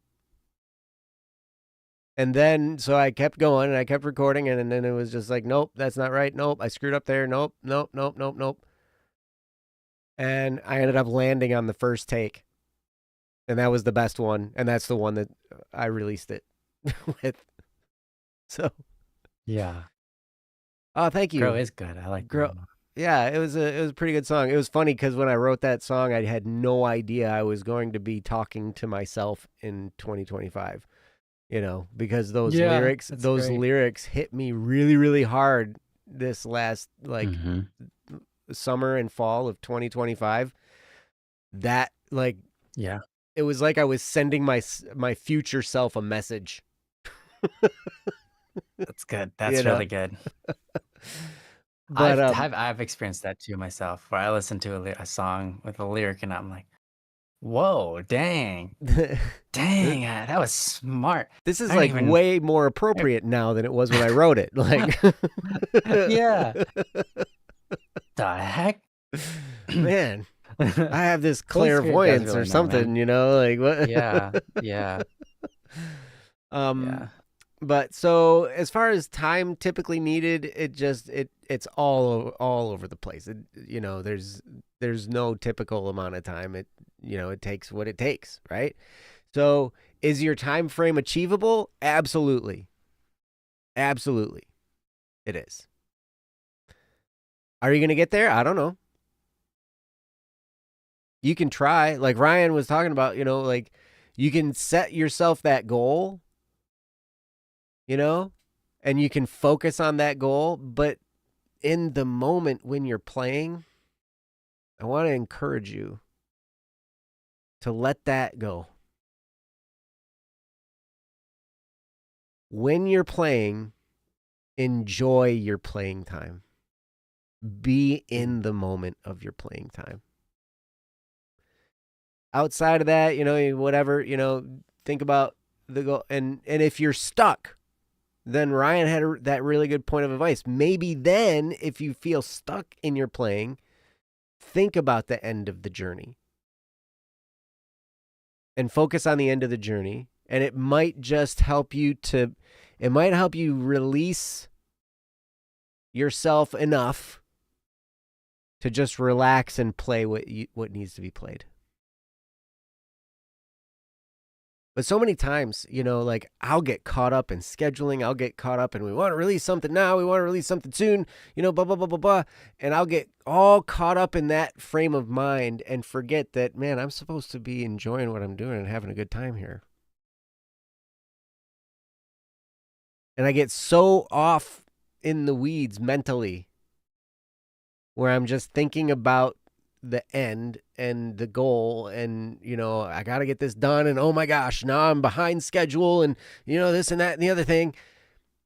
And I forget that, what am I here to do? I'm here to enjoy myself and create something and do something I'm good at and something that I love to do. And I'll drive myself crazy sometimes. So, to answer your question, yes, that's achievable. And strive for it, for sure. But that doesn't mean make yourself go crazy and beat yourself up.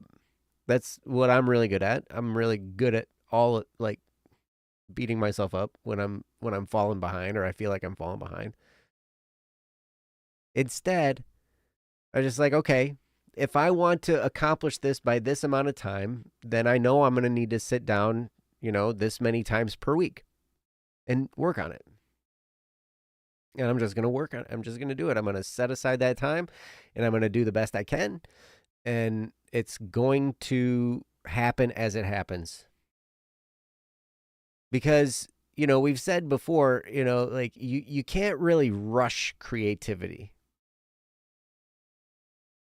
You can't rush that kind of stuff. You can push it, you can nudge it, but when you start rushing it, I feel now your head gets all in the wrong place and it just makes the journey so much harder and so much less enjoyable when you're focused there. So I'd encourage you to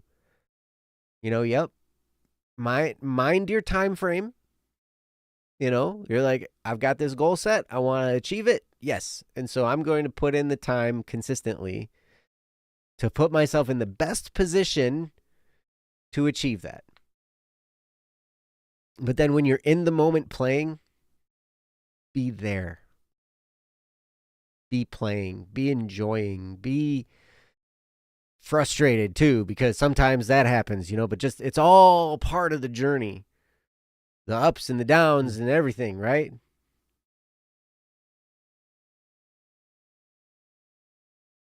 It's to quote Grow, it's all part of the process, the wins and the losses, but you can but only you decide if there are withdrawals or deposits, right? Because yes, there will be wins and losses. You'll have good days, you'll have bad days. You'll go through that journey and you might have good times and bad times in the same day, right? It's going to be that whole it's vibrant and it's beautiful and it's dynamic and it's great. So just be on that ride and enjoy that ride while you're in it. There was something else I was going to say about this too, and it just slipped my mind.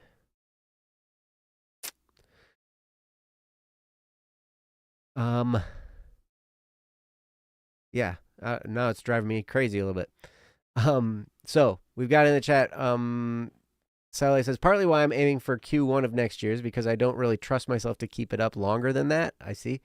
I have more. If you want any ideas to play with, Ryan, because most of my lyrics were written without music, they tend to require tweaking and working. Gotcha. Okay, you guys are having a conversation in the chat. Yeah, sorry about that. Yeah. No, you're good. You're good. I shouldn't be doing that. No, of course you should.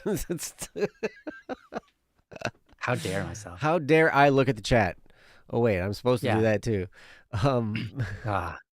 So hard to be a streamer. Always doing everything wrong. Yeah, I know. But I'm proud of you for doing this. So like, oh, here's the other thing I was going to recommend. So you're talking about you get done with work and you're really tired, right? Some days.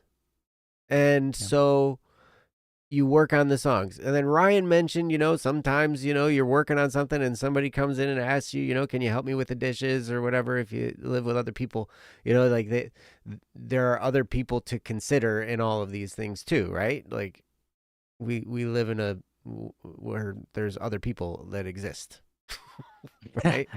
We certainly do. It's true. And we gotta like be considerate sometimes too. But one thing I might recommend, I've done this to myself, and sometimes it's effective, sometimes it's not. But one thing I might try is flip your schedule.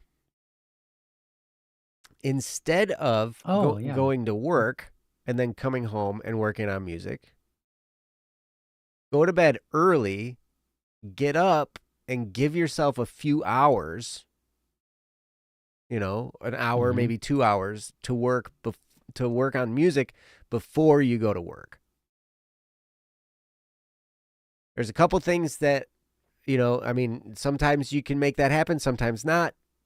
Like, if it's possible for you, try it.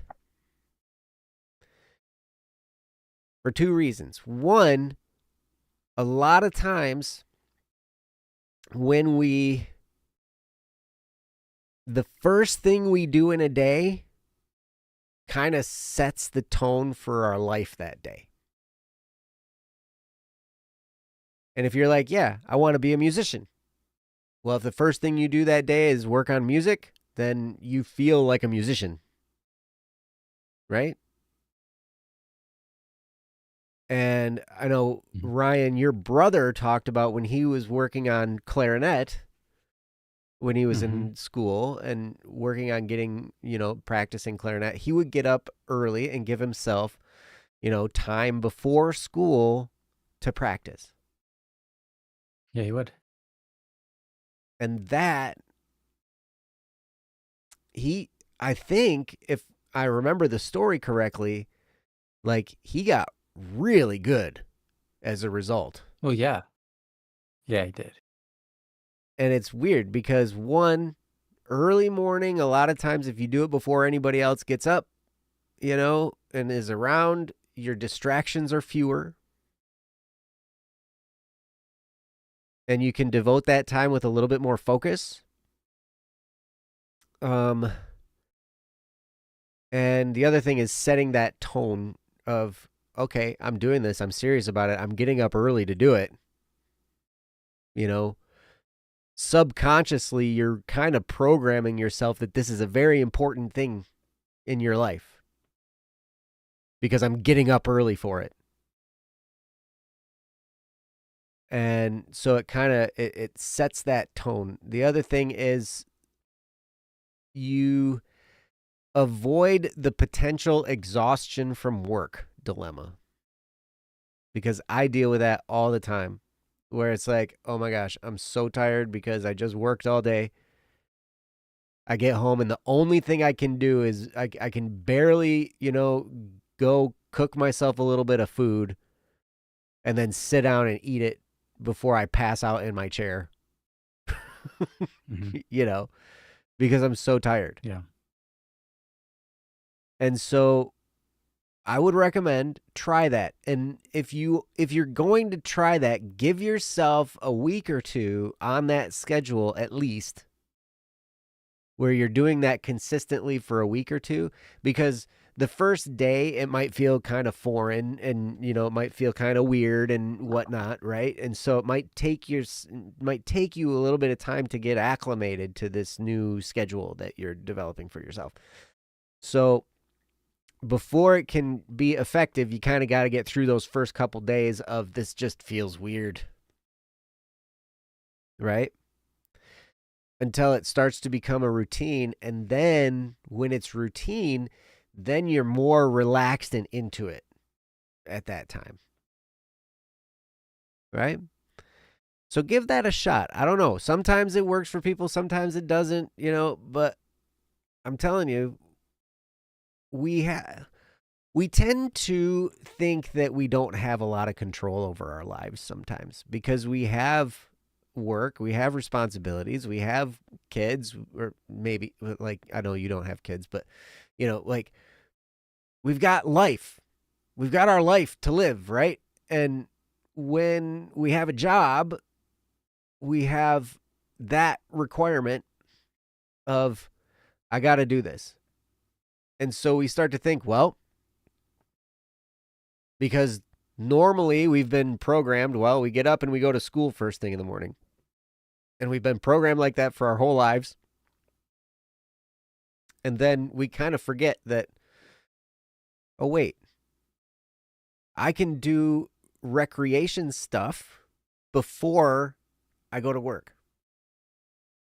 I can do this other work before I go to work, before I go to my job, and take care of stuff then. It's really quite amazing. The other little thing that this might help you with as well, I remember running into this when I would set timers for myself, when I was with practice time. Mm-hmm. When you know there's a specific end time, because I got to go to work. Yeah, your brain cycle's hard. It's good. It doesn't really cause more stress. It doesn't create more stress for you, but it does create more of a push for you to be effective with the time you have. Yeah. So when I would set timers, I'm like, I'm going to play for 30 minutes, and then when that timer goes off, I'm stopping. It doesn't matter what I'm in the middle of, I'm stopping right then. And I started to do that. I started to create that habit. And after like a week or maybe 2 weeks, I started to notice that I'm writing songs. I'm actually being productive. I'm getting a lot more done in the little bit of time that I have because I know that end point is coming. And so it's like, oh man, okay, this is going to be done soon, so I got to go. And if you're having a bad day, it helps too, because it's like, okay, this is all going to be over soon. You know? Yeah. So those things I've found can really help to kind of trick your brain into being more effective and setting that tone for, this is important to me. This is important for me. I'm getting up early to do it. So I'm programming myself subconsciously and working with my subconscious mind to make it important and to be effective. So I'd recommend trying that if you can. So yeah, that's probably the best advice I have. Other than try not to beat yourself up. I think I mentioned that before. It's worth mentioning again for me anyway, because I'm really good at that. And I know that a lot of musicians I know also are very good at that. I screwed this up. I screwed that up. And you know, like, we can drive ourselves crazy, and we can, you know, really give our self-esteem a bad hit, you know, by beating ourselves up. And so just understand, it's going to be a roller coaster. There's going to be good times, there's going to be bad times, and just give yourself to that experience. And understand, it's not a big deal. You know, whether you get it out in Q1 of next year, whether you get it out in Q2, whatever, you know, like, it's not that big of a deal. I remember you said, you know, the reason you're looking for Q1 is because you don't really trust yourself to keep it up longer than that. I'm telling you what, you might just fall in love with it and just keep going after the first quarter of next year. I think it's great that you've kind of put yourself a goal time on there. Like, you know, I want to have this done by this point in time. I think that's great. But also don't drive yourself crazy and beat yourself up if you happen to get off schedule or get off track or whatever. And, you know, if you want to release a whole album of, you know, 12 songs or 10 songs or however many songs it was. I can't remember if you mentioned, but even if you have just a few and you want to do that release, then that would be acceptable too. In this day and age, so many people are just putting out singles. And almost I would recommend, if you're releasing stuff, yes, put together a full album, but then release each one as singles like 2 weeks apart.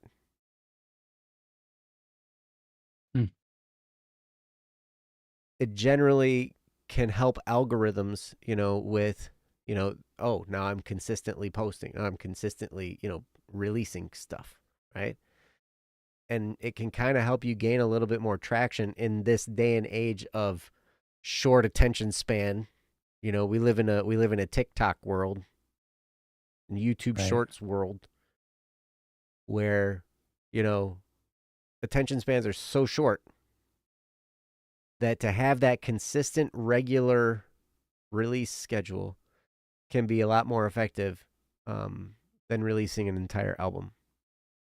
I like album releases. I like full album releases because, I will just, like I did it today at work. I liked the Black Crowes.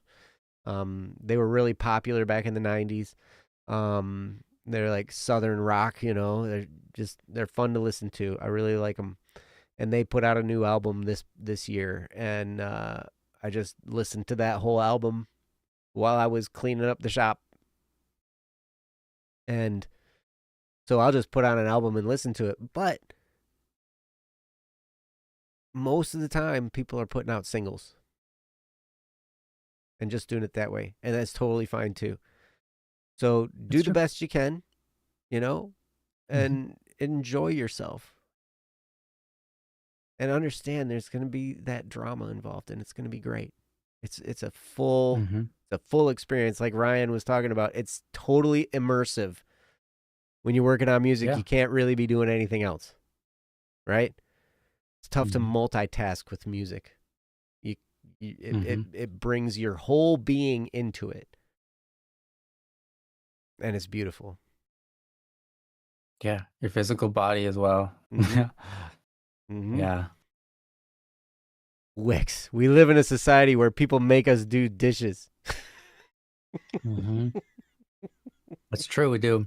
Yeah. It's not okay. It's not okay. I always sit there, like there's so many times, and maybe this is part of just my journey personally as I grow and as I learn my own neuroticism and, like just try and work stuff out. I found that there's a pattern in my life where I had felt, you were talking about that aspect of getting asked to do the dishes, Ryan, and I was like sitting there and like I started to tense up a little bit, and I'm like, what? Like, I started to get a little angry because I spent so much of my life like not ever asking people to do things for me, but always being asked to do stuff for other people. Yeah, well, that's still the life I mostly live in, just because. Well, you're married. My wife doesn't really ask me for that much. Okay. Yeah, sorry. I just accidentally blew what you said out. Anyways, my wife doesn't really ask me for that much. I'm just not a person that asks people for things ever. Right. But people give me so much, but I'm so thankful. But like I don't really ask for much. And but people help me anyways. But when I do ask for something, it's rare, it's a rare occurrence. But some people like it's just normal for them to always like ask for everything. And I'm just like, that's such a I can't even do that. Like I can't even be that kind of person. I can't imagine doing it doesn't work. Like how am I supposed to manage a business where I have to ask people to do things that I know I could do? I know. That's like really It's hard. so I think that's hard. one of the hard things It is about being a business owner, because I'm just like, well, I'll do it, and it's like, yeah, but no, you're supposed to like increase your business, and that is getting rid of yourself, and letting other people do it. And I'm like, I figured out an answer to that. Okay. It just requires planning, because now my son is working at the shop sometimes with me, and he's learning. He doesn't know what he's doing yet, and he's still learning, and I'm still learning, but I'm teaching him what I know as I go. And, like and he's picking stuff up and figuring stuff out and whatnot. But then there's a lot of times when, like we might be in the middle of a project and there's nothing that he can really do at that moment. And so he's just kind of sitting there watching. And I feel bad because he's not busy. Mm-hmm. And so it's like, okay, I think the key is to, have a plan, a list of things that need to be done with that time you're going to be there. And then be like, okay, we got this to do, this to do, this to do, this to do. So out of those things, what would you like to do?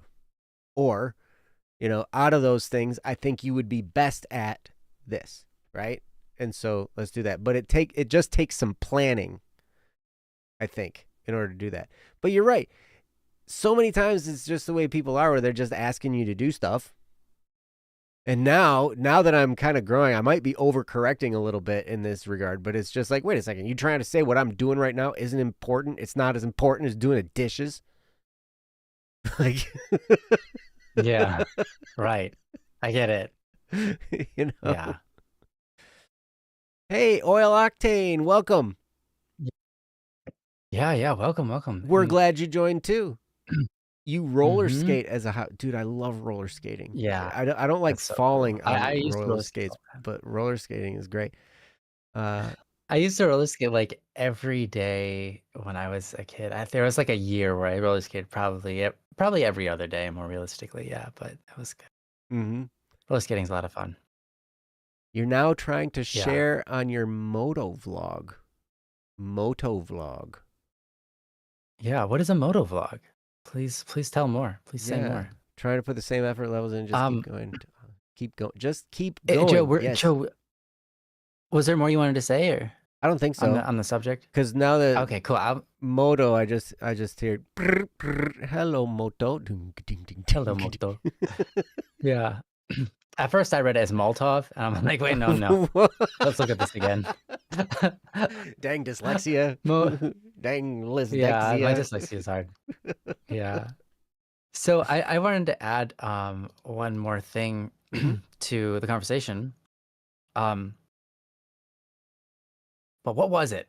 Man, now it's been... Joe, can you repeat everything you said? Something you said really made me think. Oh, yeah. I said motovlogging, basically just recording motorcycle rides with random topics. No, during your whole... the whole time you were talking to Saule. No, that was that was what Oil Octane says. Yeah. Oh my gosh. Oh, okay. Basically, okay.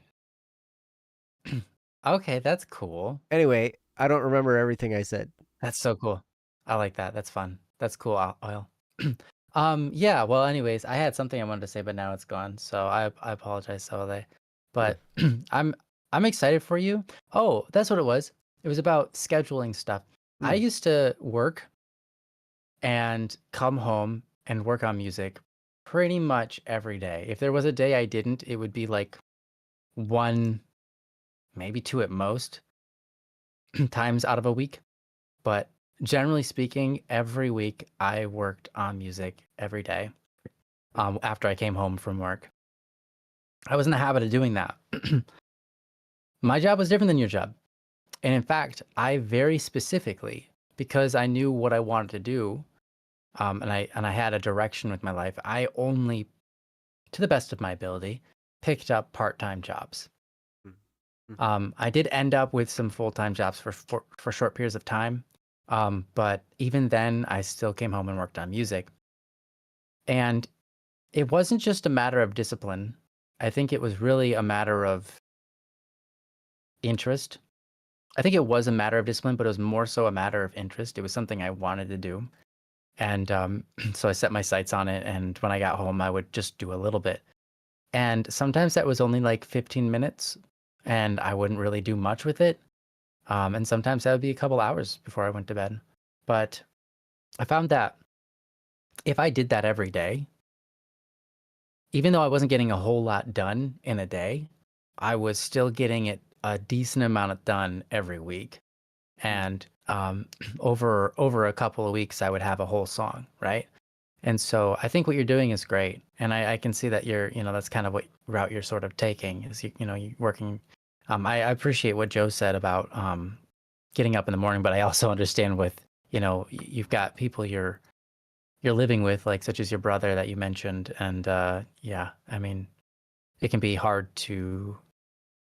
It can, you're worried about waking him up, so you might be instead taking that time if you're working on music, doing the things that are just silently on your computer, like moving things around and making, doing whatever it is you do in Audacity to, sort of shape your song a little bit better. But at some point you're going to need to play. And so, yeah, you can't do it all before work. And I respect that. Or maybe you can. You just let your brother know that you'll be doing it and maybe he'll sleep right through it. Well, an electric guitar, you know,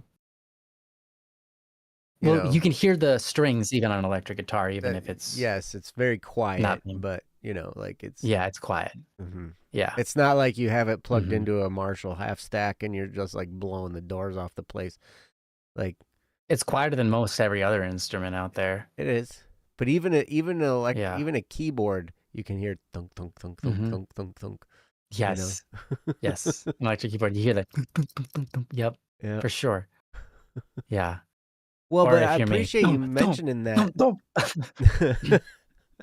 I hit them real hard. Yeah, you do. I appreciate you mentioning that because it's like you developed a habit. Yeah, it was a habit. And that's It was a kind of very key. Mhm. That's why Yeah, and that's why I I say was give thinking, it if you can do it, give it a couple weeks so it can start to become a habit, because as soon as things become a habit, we kind of like we're creatures of habit, right? And like our body yeah, just kind you of get takes over. home, It's you the like, first this thing is you what we do do. is This is what I do, yeah. you know? Mhm. And Yeah, and if then you plan that out, like, it's really helpful. Sorry, I didn't mean to interrupt. Yeah. no, you didn't. Okay. I was just thinking, like, right along with what you're saying, if you plan that out, like, what do I do when I get home? What's the first thing I do every time? Mhm. Well, I'll take off my shoes, okay, and then I go eat, or maybe it's go work on your music, whatever it is. But if you know what it is and you can set an order to it, then every time you get home, that's the order you follow every Mhm. time, Mhm. and it becomes a really strong and powerful habit. And that's the thing that takes you from one quarter that you're worried you're like you won't pass, you I think it's honest. It's being self-honest to say you don't trust yourself to last doing this past a quarter of the year, but that's 3 months. But over those 3 months, you've got plenty of time to make it a habit. Each day is going to be different because you're going to be working on something different. But the habit of I come home from work and the first thing I do is I power up my computer, I sit down and I open up a song and I start working. Like that's what I do every single time. Mhm. After 3 months of doing that, or even if you've only got like a month left, doing that for a month, you know, it's going to carry over. And until, something in your life drastically changes, like, you get a wife or something like that, and then you have to move or whatever, everything kind of breaks down sometimes. But Mhm. it's still a great, powerful habit. Yeah. Yeah. Well, I told my son who wants to be a professional basketball player, I'm like, "Okay, women just don't."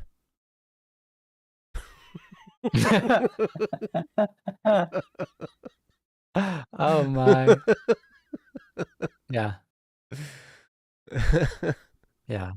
I mean, And it's Saint funny Peter. because he's got girls like that are after him, Yeah. Well, but I he's mean, like, he's a great catch. well, yeah. I mean, he's my son, right? So it's like, Yeah.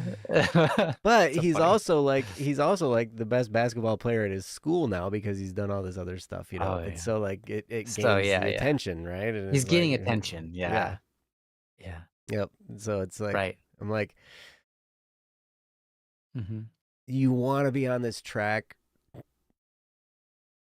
like the opposite of being on Abstinence track is is distract, incredibly and helpful. you be Yes. distracted. Hmm.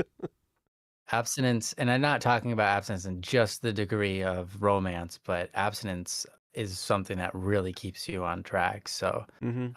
or in other words, just not having distractions in your life and even though there are good things, abstinence is usually something like you have good available options, but you're choosing not to take them out of principle of you have a you have something, a higher calling. Mm-hmm. That's what abstinence is. And so it's like that's a really great, I think that's really great that you said that.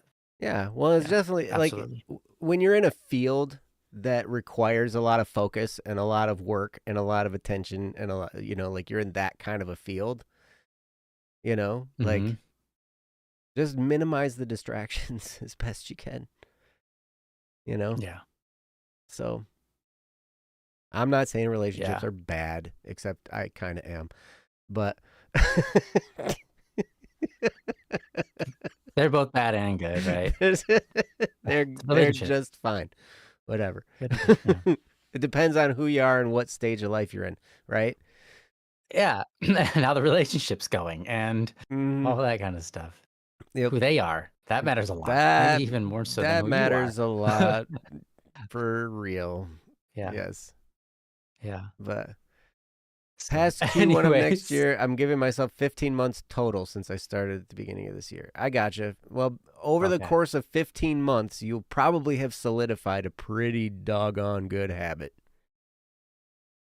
Yeah. And Wow. if you Well, if I'm you're proud of you, really Sally. That's enjoying awesome. it and stuff like that, man, Mhm. I think you're probably going to just keep going. You'll blow right past Q1 and you'll be like, it's Q1 of the next year and then the next year and you're still Yeah. doing it. There's a really good chance that that's going to Mhm. happen.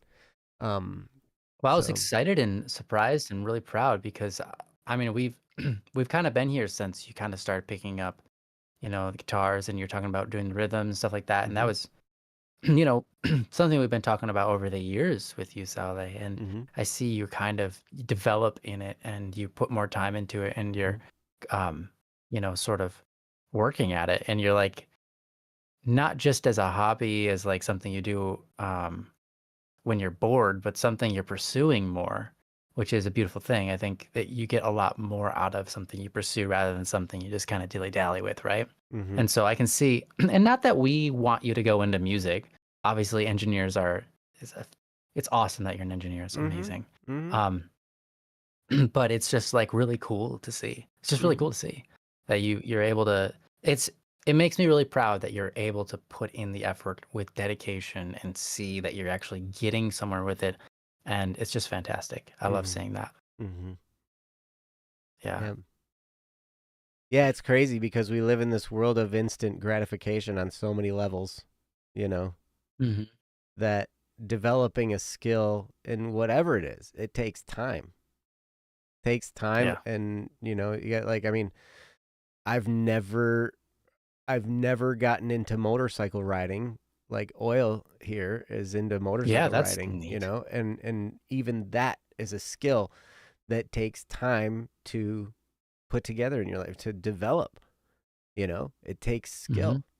It and skills take time and consistency. And so that's why it's always like, you know, try and make it fun. If you want to get good, I always talked about, if you're going to get good at music, it's going to require consistent time spent playing. That's it. Consistency Yeah. over time. And so your practice time, I'm like, do whatever you can to make it fun. And what I would do to play drums and why one of the reasons I got really good at it was because I would play songs that I liked in my headphones and play along with them. Play along with the songs that I liked. And so I was enjoying listening to them already and then playing along with them. And then before you know it, you're just like doing stuff you didn't ever think you could do before. And you're like, wow, I'm actually kind of Hmm. good. I'm watching my oldest son do the same thing with drums. And now, he's been doing that now for a few years. And now he's like the drummer at school. Like that's how people know him by. He's like the guy That's that cool. plays the drums, and he's always in whatever performance that there's a drum set needed. He's the guy, Yeah. and he's got that. I'm like, man, and watching him grow and develop in his skill, it's wonderful. It's wonderful to see that. That's cool. Um, Hmm. cool. Whoa, you have a skating rink near you? I'm jealous. Yeah, that is actually really cool. Oil says my skating started with, I'm just going to do this to get me off the computer. Yeah. Now I I'm have gonna a second skate so job I at a can sell my local energy. rink Yeah. 3 days a Yeah. week. Time will tell if I truly want to do said skills. Yeah. Uh-huh. Been skating for 7 years now. Man, that's so fun. That's really cool. That's Yeah. really cool. I have to drive like 40 minutes to get to the closest skating rink. Imagine skating. That You're a far? skating rink. Skating to the skating rink? I'd wear the wheels out probably on my way there. Where I am right now, I don't even think I could drive 40 minutes to a skating rink. I think the nearest skating rink is probably like 2 hours away. So, Oh, probably. yeah, man. Probably. And you have one close enough to be local.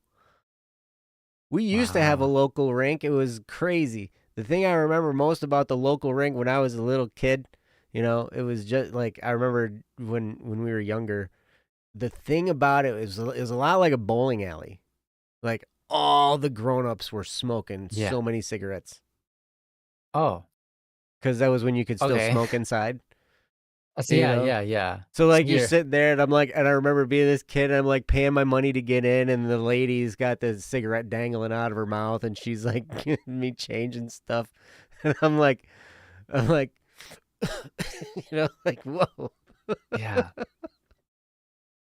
It's such a different world. It is. Just because we stopped the smoking thing, it's such a different world. I remember this used to be the phrase every time you'd ever go into a restaurant ever. Smoking or non. You're right. Right. And you smoking or non-smoking, you would hear that every time you went into any restaurant almost. But I haven't heard that phrase in like 20 years. I It's know. crazy. I know. It's nuts. It's nuts. Mm-hmm. Yep. Yeah. It's fun. Yeah. But yet we still, every time I'm on a plane, I still hear there's no smoking allowed on this flight. And you still have the light up pictures of the like no smoking sign Uh-huh. because it was that prevalent when planes were really going, Yep. Yeah. That's so Well, wild. well, I don't know. Is it the same all around the world? Or are there some airlines that do allow allow it? it? I don't think any airlines allow the smoke because the air is recycled. Yeah. I don't know. But I can tell you that it's the same here in Australia. And so that's all I know. And I Japan. almost feel like, see, The same in Australia and Japan. I was never old enough to smoke on a plane. I almost feel like, like I want to get a private jet just so I can sit there and light up a big old cigar. Like, Yeah. Right. Got it. And you're like, I don't even smoke cigars. I just want to do that once. I just want to smoke a cigar and have a private plane. I just want to do that experience. Isn't that right? It's gonna be like I can smoke on a plane. Yeah. Just to stick it to the man. Yep. Actually, when we went to Japan, it was really weird because in Japan, the smoking culture is still at least a little bit more alive. Uh-huh. Japan's weird because it's like they're from the 80s. Anyways, so it was just really weird because we're in Japan and I'm seeing people smoke around me or people outside the door of their workplace smoking and stuff like that. I'm like, oh my gosh, I haven't seen this since I was a kid. This feels nostalgic. Like, I don't like it. It smells so gross. I remember this smell. It smells like my dad. And it's just like not good. So, yeah, it's really weird to see. Yeah. It's really weird to see now. I don't know. You should come to Lansing. There's still plenty of smokers. Yeah, there are a lot of people Lansing. smoking there. Yeah. Oh, yeah.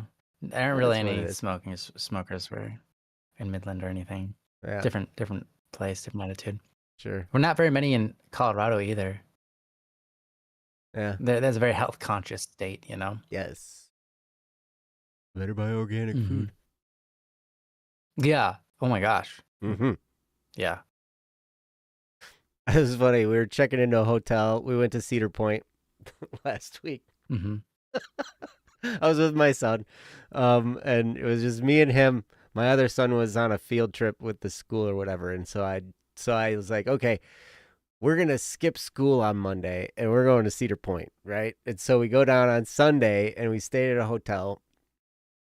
And I was checking into the hotel, and the lady's like, okay, just mark here that you acknowledge there's no smoking in any rooms, there's no whatever, blah blah blah blah blah. And I'm like, well, can I smoke crack?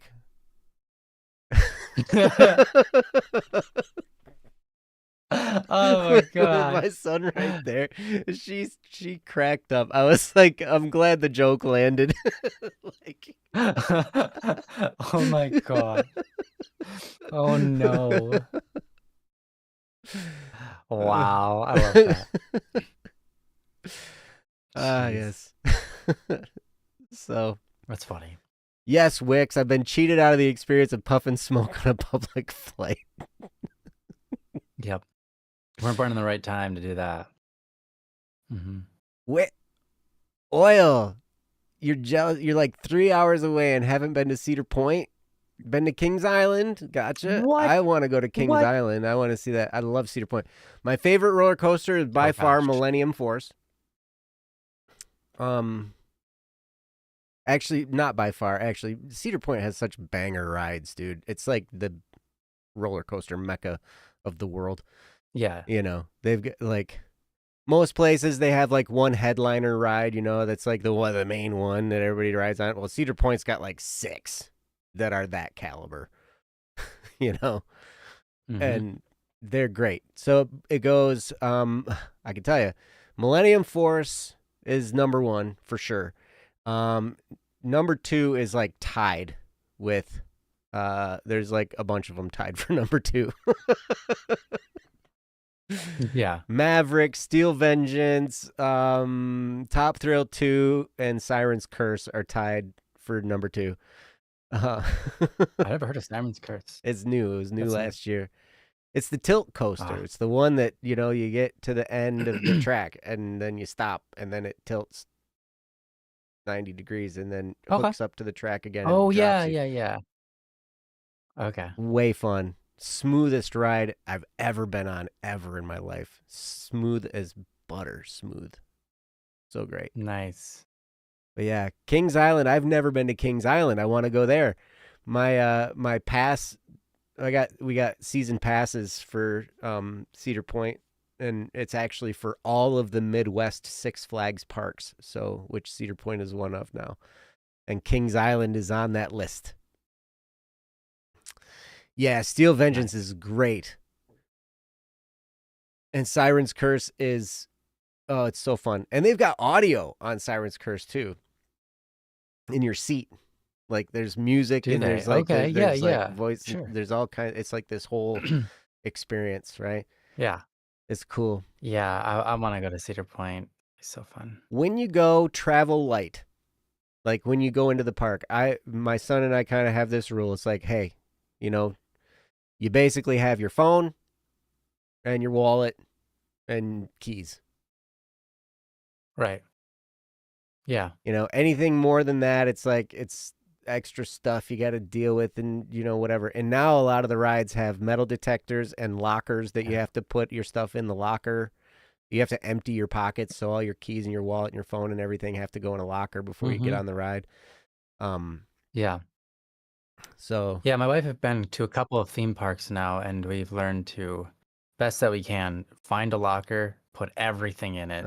Don't even carry, like, if you can, just get rid of everything out of your pockets and then go, enjoy the day. Because yeah, it is. It's. I mean, I keep my phone on me, but it's in my pocket and it's incredibly secure. But yeah.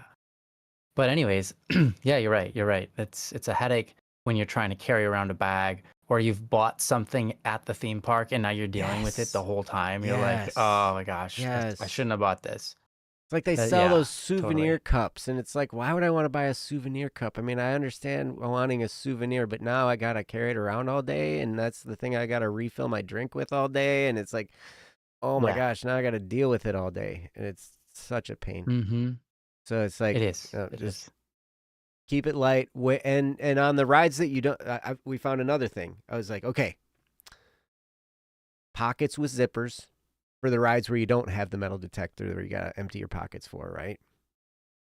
So that Mm-hmm. way it's all zipped, and contained I in don't know. your I don't know. What do shorts. you mean? Like shorts Oh, with pockets with zipper. zippers. Yeah, Oh, got pockets it. with zippers. Now I So understand. so Yeah. they zip up. Yeah. Yeah. Yep. Yeah. That's smart. Yeah. Mm-hmm. That's really smart.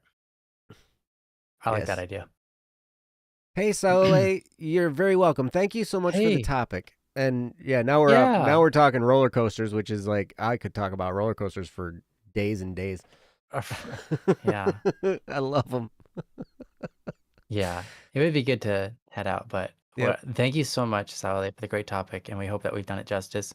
We hope that you've at least at the very minimum feel like you're not insane or lacking just because you're having a hard time. Even the best of the best have a hard time, like exactly what you're going through. Mm-hmm. So it's just it's one of those things, and you have to learn a new skill, you have to learn a new perspective or a new approach, and it just comes with the territory. Yep. You'll be fine. Oil, you Yeah, didn't get you're us off awesome. topic. We were already, by the time we got to Cedar Point, we were already talking about smoking on planes and trains and, like the stuff That's and the in whatever. automobiles. Oh, wait, but we Yep. did start that talking about roller skating rinks and then smoking and then, Oh everything. yeah, that's true. That's But true. Oil, you But we won't didn't blame you. get us off topic. You just helped us to develop, gave us more to talk about, which was great. We were pretty much wrapped up with Saole's topic too. Yeah, we didn't have anything more to say. Yep. But yeah, and I will definitely keep that in mind. Mystic Timbers and Beast. Beast is one that I want to ride. I've seen so many videos. I'm not usually a big fan of the classic wooden coasters because they're kind of shaky. The RMC ones are great because they're hybrids. But yeah, I do Man, I want to don't even know ride this Beast. It's terminology. classic. It's classic wooden coaster. Yeah. But wooden coasters like Blue Streak they ought to tear that thing down and burn it. Yeah. Oh, wow. I'm like, why do you guys still have that thing? You've had it since 1964. Is it just for the nostalgia? That's Like, I why they think, have it. like you could totally Yes. tear that down and put something really awesome in its spot. You know what? You know what that ride does that's really good? What? It shows how far they've come. And it's like if you ride that ride, you're like, dang, I'm thankful they've come this far because this ride, like, it gives you the experience of like Needing a chiropractor? Yes. it gives you the experience of like how awesome their rides are. Because you don't know the context of like what a crappy ride is until Yeah, you ride the ride there. that's And you're kind like, of oh, true. okay, I see. Yeah, no, you guys' other rides are incredible. Yep. I always ride that ride when I take I somebody don't know. new to the park because they're like, I gotta ride it. And so I'll ride it with them, and I regret it every time. I'm like, oh, now I'm Every walking time. with a hitch, and like, meh. And my Mhm. son, my oldest son, Last kept time, his glasses in a hard shell glasses case in his pocket, and broke the glasses case because that ride is so shaky and jerky and. no. Oh my gosh. I rode that one last time I was there, and that was many, many years ago now. And when I got on it, I was like, I'm pretty sure this is that wood one that's just like awful. And I got on it, and and we finished it, and I was like, that was awful. That was the one. Oh, darn it. Yep. Yeah.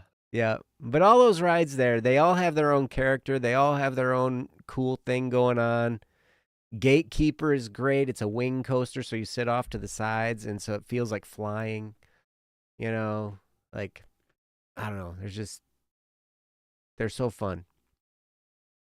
But a lot of coaster enthusiasts say that Steel Vengeance is the best roller coaster in the world, and I would agree, except for I like Millennium Force better. Hmm. As far as different elements and all the different things you can do, with a roller coaster, Steel Vengeance has like all of them. You end up like airtime like 30. We counted them. It's like 34 moments of airtime. or something, Wow. where you're like That's up out your seat, and you're up against the bar. like zero gravity moments. Yeah, yeah, negative G forces. Those are so cool. Uh-huh. Yeah. Yeah. I love that. That's so cool. It is. Yeah. It's fun. I'm so excited one day to take my wife to, because she really likes the roller coasters. Every time we go to a park together, um, it's always the ones that are the most daring or whatever that she's like, I really enjoyed that. Let's go right on it again. Mm, And so I'm like, man, we gotta go to Cedar Point. yep. Those rides are absolutely nuts. Yep. You know, Yep. they're a whole different theme park. It So is. I'm excited one day. It is. We'll They're have to go. intense. I'll go with you. Oh yeah, we'd love I'll that. We even would go love to go spend with a you. day with you. Yep. Yeah. You're saying like it's a bad thing. I'll even like stomach being with you guys for like the day. Or I'll even stomach the pain of going to Cedar Point again. I know. Uh-huh. Oh, I love you. That's funny. Yeah. The only ride you had on Beast was a night ride at 11. Wow. Night rides are really fun too. That sounds really cool. They're Yeah. a whole different ball game. So like if you go to Cedar Really? Point, actually, if you go to Cedar Point and you like night rides, go during Hollow Weekends in the fall. So I think Hollow Weekend starts in September and runs until when they close the park in November. And they're only open on weekends at that point. So it's like Thursday through Sunday, I think they're open. And the park is open till midnight. Normally throughout the summer, it's open till 10. You can get a few good night rides in or whatever. But when it's open till midnight in the fall, you get lots of night rides opportunities. And the lights are really cool and it's fun. That sounds awesome. I do like, I remember there've been a number of rides I've been on that, you go into a dark tunnel and stuff like that, and then they throw like lights at you, and it's just phenomenal. Uh-huh. So I imagine that would be beautiful. Uh-huh. See, Oil Octane, your pass also allows every Six Flags Cedar Fair Parks unlimited access. You gotta go. I'm 3 hours away from Cedar Point. And my son and I Six went Flags was actually not so bad either. Well, it's Six Flags now owns Cedar Point and owns all the Cedar Fair parks. And so now they're together. And so now there's like 30 some parks that certain passes will get you into all the Six Flags parks, And so it's like, dang, our gold pass only gets us into the Midwest parks. And so it's like, whatever. I think we could go to like the one in Kentucky. We could go to the one, maybe we could get to the one in New Jersey too. But I don't know. It's hard because Cedar Point is just so good. It's like, why go anywhere else? I get it. Go to other places because it's so good. But Michigan's Adventure, don't waste your time. Yeah, I get it. Yeah. They called it the redheaded stepchild of Six Flags parks. Oh, did they? Like, nothing wrong with redheaded stepchildren. Yeah, it's okay. It's kind of like Maru's. It's like, why would you go to any other sushi place when there's Maru's? You are right. Every other sushi that I've ever had anywhere, and I've had a fair amount of different kinds of sushi, but nothing compares to Maru's. Yeah, it's nobody incredible. does it like I don't know how they do that. Nobody does it like Maru's. I'm in the Lansing, Michigan area, Oil Octane. You don't have to tell me where you don't have to dox yourself in our chat if you don't want to, but that'll give you an idea for how local we are to each other. So it sounds like if you're close to Kings Island, then you're probably somewhere in Ohio, which is it's an acceptable state. It's got some good theme parks. That's true. It certainly has that. I'm kidding. Oh, right on. Okay. Oh, No wonder Near, you're so close to yeah, Dayton. Yeah, right in you're the, near uh-huh. Dayton, dude. My Wow. cousin, I think, is in Dayton. Have you ever driven past Real Gray Records in Dayton? I think it's in Dayton. Hmm. I think their studio is right downtown. My cousin owns Real Gray Records. He's Hmm. a recording engineer and everything like that. Like, That's fun. Yeah, yeah, yeah, I would imagine it would be something you've recognized off of, offhand, but yeah. I'm pretty sure it's Dayton, but yeah. Anyway, cool. I've always thought it'd yeah. be cool to do a collab with some of the artists. He does this cool really thing like where he has musicians that come into his studio. He has something called Bring Your Mhm. Song that is at one of the Okay. local bars or whatever, and so it's kind of like an open mic for original music, right? Oh, that's great. Yeah. And so he has, musicians come in and, they'll come and play their song and whatever. And then he'll, get to know them and get to do stuff and, then record them and all that stuff. Like it was a really cool That's cool. idea. He's That's really cool. really, That that guy, my cousin Ron, he's done a lot for the music scene in that area, which is, I think it's great. Um, that is great. yeah. That's cool. So anyway, we're like, it's 10:43. We just keep going. Yeah. Yeah. It's 40 minutes over our normal time, or almost 40. We're almost 45 minutes over our normal time, and that's okay. We don't have a we're not we're not being paid by the hour, but I You're mean, speak for yourself. Oh. oh yeah, that's right. You make money on it. No. I'm not paid by the hour either. No, you're not. I haven't been paid that by Um the hour mhm. since 2014. Gosh. Let me Oh, think about Canton. myself. You're right. Yeah, It's let's talk about Canton, that too. not Dayton. It's one of those tons. Yep, Oh, Canton, Dayton. Canton. It's Canton. I saw I saw Dayton and I was like, oh, but it's actually Canton. You're right. Same thing. Same thing. Yeah. Awesome. But all right, well, we're gonna close down. But guys, thank you so much for spending time with us. It was great to see you all. It was Yeah. great to hang It's out with really you great. guys in the chat. If you have a topic you'd like us to discuss, go to don'tworrywednesday.com, click the submit a topic button, and submit it there. We would be happy to do whatever you want to talk about. And if you want to just talk about roller coasters, we're good with that too. Well, I am anyway.